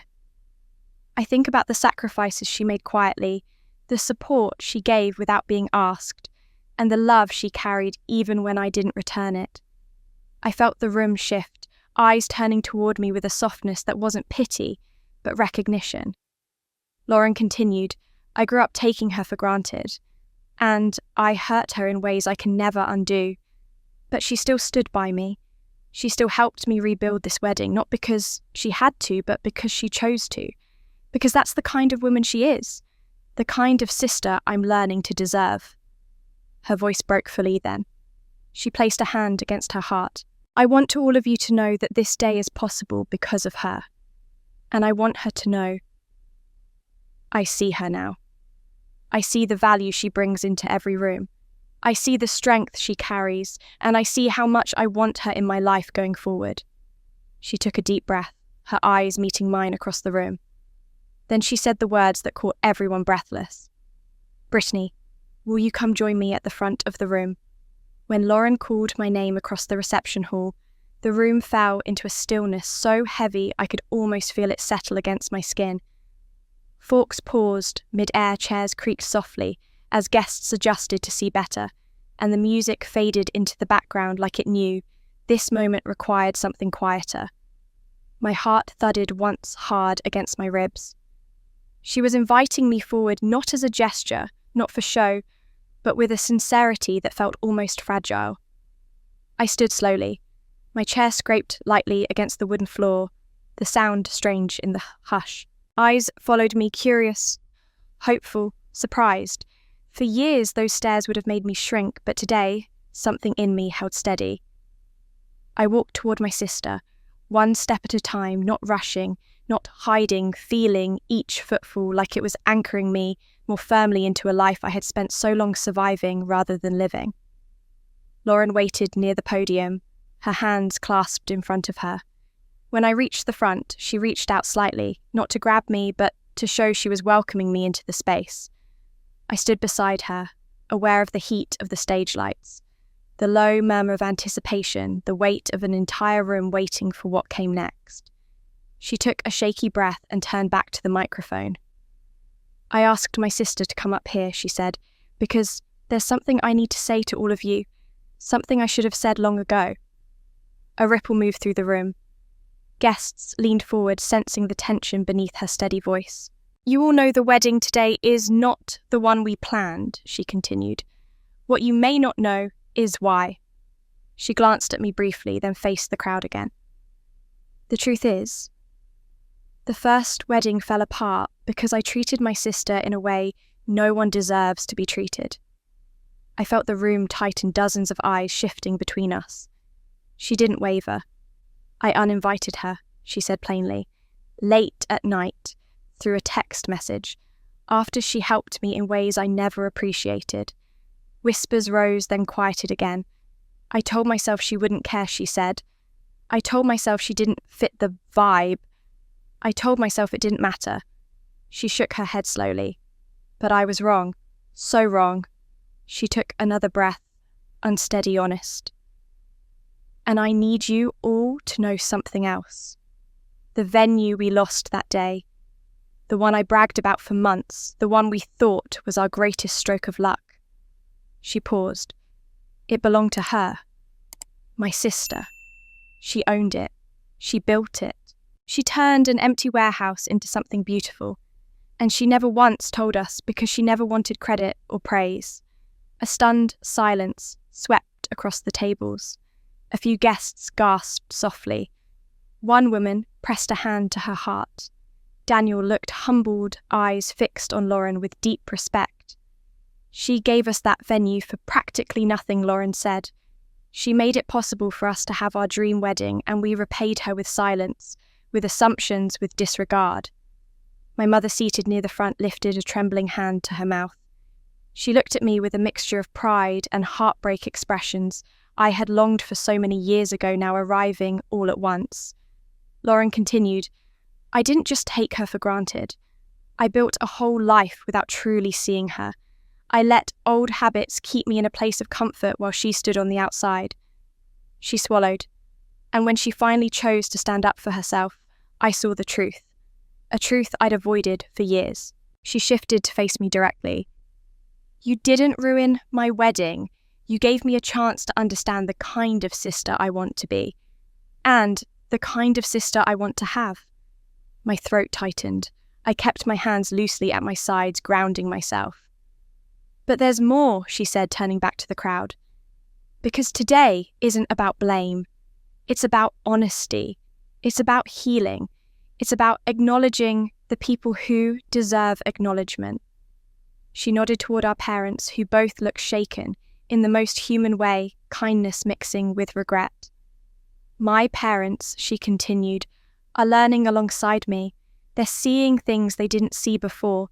They're showing up in ways we weren't used to. And today, they asked for a chance to speak too. My mother's chair scraped softly as she stood. She approached, slowly, hands shaking, eyes glistening. She didn't go to the microphone right away.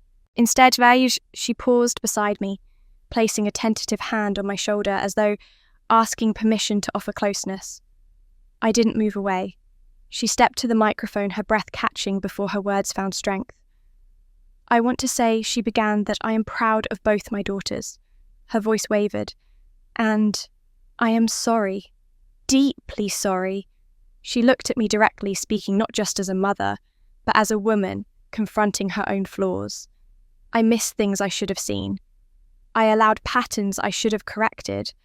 I mistook silence for strength and independence, for not needing care. She wiped her cheek, letting the truth fall without trying to soften it. I let one daughter shine without realizing the other one needed light too, and I regret that more than I can ever express. The room was silent, the weight of her confession spreading in gentle, steady waves. I kept letters she wrote me, she continued, not because I didn't care, but because I didn't know how to respond. I let guilt silence me. I let fear make me small. And she still tried again and again. My father stepped forward then, standing beside her. He laid a hand on the podium. I should have paid more attention, he said simply. I should have been the kind of father who knew when one daughter was fading in the shadow of the other. I didn't realize how much distance was growing until it had grown too far. He paused, emotion deep in his voice. But I see her now, and I am proud of who she is. The guests watched quietly, no judgment, no discomfort, just understanding. For once, the spotlight wasn't shining on a perfect picture. It shone on truth, on the messy, imperfect process of becoming better. Lauren returned to the microphone, her hands steady now. We're not standing up here today to make excuses. We're standing here because we want to do better, because we want our family to become something new. She took a breath that seemed to come from somewhere deeper, and none of that would have happened without my sister. Her voice softened, her eyes on me again. Brittany has been the strongest person in our family for years, the one who kept trying, the one who kept showing up even when she was pushed to the side, the one who built a life without applause, without support, without recognition. She shook her head. But today we see her. The crowd murmured in agreement, gentle, warm, affirming. Lauren rested a hand over her heart. I can't change the past, but I can change the part I play going forward. And I want all of you to know that she is not just my sister. She is someone I admire, someone I respect, someone whose place in this family is not just earned, it's essential. Her voice softened, even more trembling with emotion. This wedding almost didn't happen. And honestly, I think that's what made it become the wedding it needed to be. She stepped back slightly, turning to me fully now, and in the fullest, quietest, most vulnerable moment of the day, she said, "We've spoken our truth. We've shared our regrets. We've told our story. But there's one voice everyone here needs to hear." She gestured gently toward the microphone. The entire room turned toward me, hundreds of eyes, hundreds of breaths held in waiting. They had heard the truth. They had seen the healing start. And now they waited for me. When the room turned toward me, I felt the weight of their attention settle over my shoulders, not as a burden, but as something strangely grounding. For so long, attention had felt like a spotlight. I never asked for a heat that burned rather than warmed. But now, standing on the small stage beside my sister and my parents, I realized the attention in this room wasn't about judgment or expectation. It was an invitation, a quiet one, a human one. I took a slow breath, looking around at the faces waiting for me to speak, some familiar, some barely known, some who had watched our family from the outside for years, without truly understanding what lay beneath the surface. I saw curiosity, empathy, and something that surprised me, respect. Lauren stepped slightly back, giving me space, not guiding me, not directing me, simply making room. My mother touched her fingertips together anxiously, as though afraid to look away from me. My father stood with his hands clasped in front of him, steady and open, and I, after years of shrinking myself to fit in the corners of rooms just like this, felt my feet root into the floor. I stepped toward the microphone. For a moment, I didn't speak. I let the silence sit gentle and full. I let myself look out at the room and see it clearly, not as a stage or a test, but as a moment in time where truth finally had space to breathe. When I was younger, I began softly. I believed I didn't have a place in this family. The room stilled. Even the lights felt quieter. I believed it because of small things at first. Little moments that didn't seem to matter. Moments where I stood in the background while life moved around me. Moments where I waited for someone to pull me forward or say they saw me, but no one did. I paused, and then the small moments became bigger ones. My mother pressed a tissue to her eyes. I steadied my voice. I believed I didn't belong because I learned to expect silence where love should have been. I learned to expect distance where connection should have lived. I learned to disappear because disappearing was easier than asking for space in a world that seemed to move without me. I let the truth sit for a moment, not with bitterness, but with honesty. In that space of disappearance, I continued. I built my life alone. And for a long time, I thought that was strength. I thought independence meant I didn't need to be seen. I thought working quietly meant I didn't deserve recognition. I thought solitude was something I chose when really it was something I accepted. Lauren wiped her cheek tears falling silently. I built businesses, renovated buildings, made something out of nothing. And I did it all without expecting anyone to notice. I smiled faintly. And for the most part, no one did. Soft laughter rippled gently through the room, not mocking, just warm. Human. I continued. But somewhere along the way, I started to believe the story that I didn't deserve space, that my voice was optional, that my feelings were secondary. I shook my head slowly, and that story followed me for years. My father's eyes glistened, the kind of shine I had never seen in them before. And then I exhaled, finding steadiness in the truth. Something happened that forced everything into the light. The room held its breath. I was uninvited from a wedding, I said simply. My sister's wedding. And for the first time, instead of shrinking or stepping aside, I chose to stand up.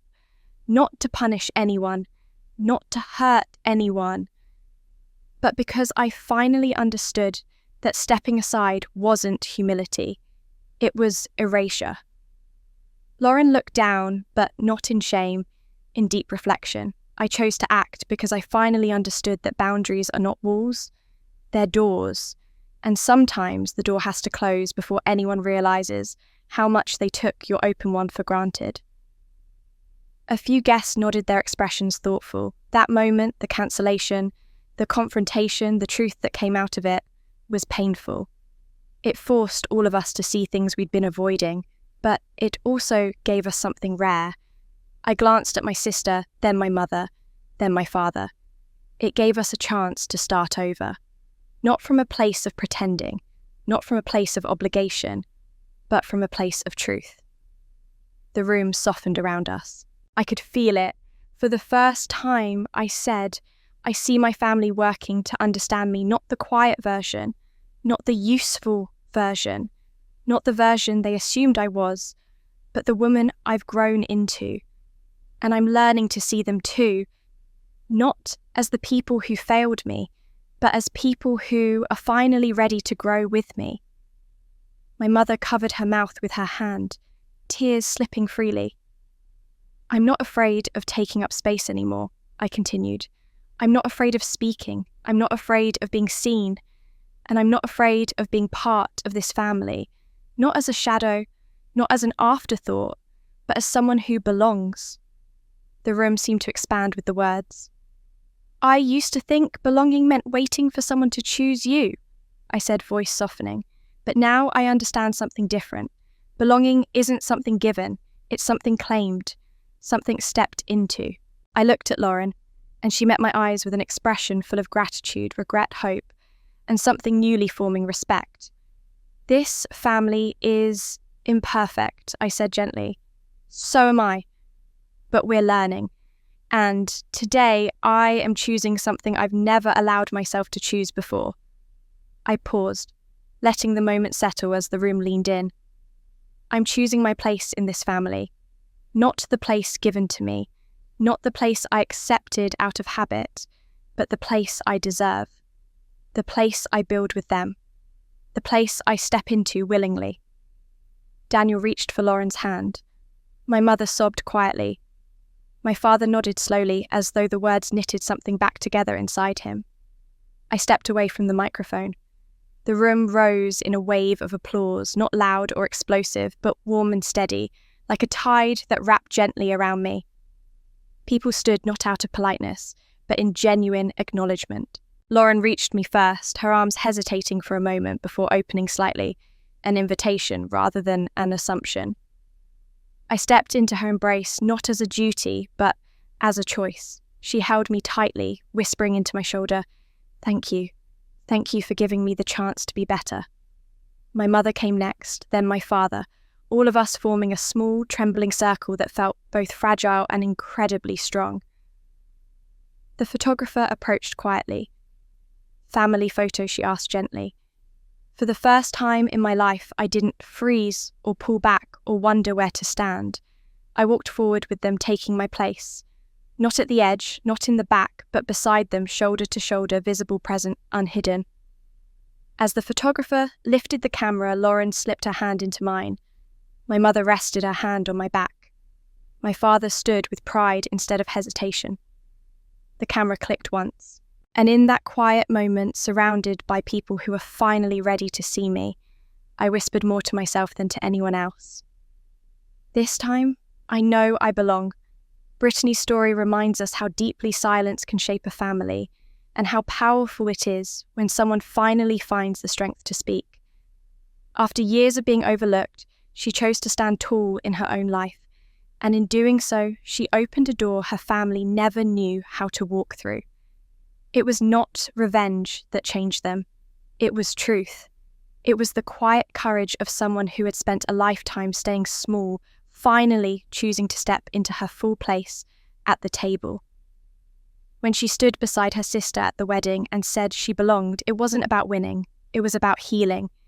It was about learning that belonging does not come from waiting to be invited, but from choosing to be present, choosing to speak, choosing to love without losing yourself. And for a family that had grown used to old patterns, her choice became the beginning of something better. Not perfect, not easy, but honest. And sometimes, honesty is the doorway to the kind of peace we spend half our lives searching for. Stories like this matter because so many of us have lived pieces of them, feeling unseen, feeling unheard, feeling like we have to earn our place even in our own families. Brittany's journey shows that it is never too late to claim your place with dignity, and it is never too late for people to change if they are willing to face the truth. If this story touched you in any way, if it reminded you of your own past, or helped you see something more clearly in your present, I would love to hear your thoughts. Share your feelings, your memories, or even just the part that stayed with you the most. Your voice might reach someone who needs to know they are not alone. And if you enjoy stories that explore real emotional journeys, stories about family, justice, healing, and the quiet strength it takes to rebuild a life, make sure you subscribe to the channel. It helps us bring you more stories filled with heart depth and the kind of truth that stays with you long after the video ends. Your support means more than you know, and your comments create a space where others can feel safe to share their own experiences. Thank you for staying with this story until the end. If it gave you hope, comfort, or even just a moment of understanding, then it has done its work. And I hope you'll stay with us for the next story, the next journey, and the next voice waiting to be heard.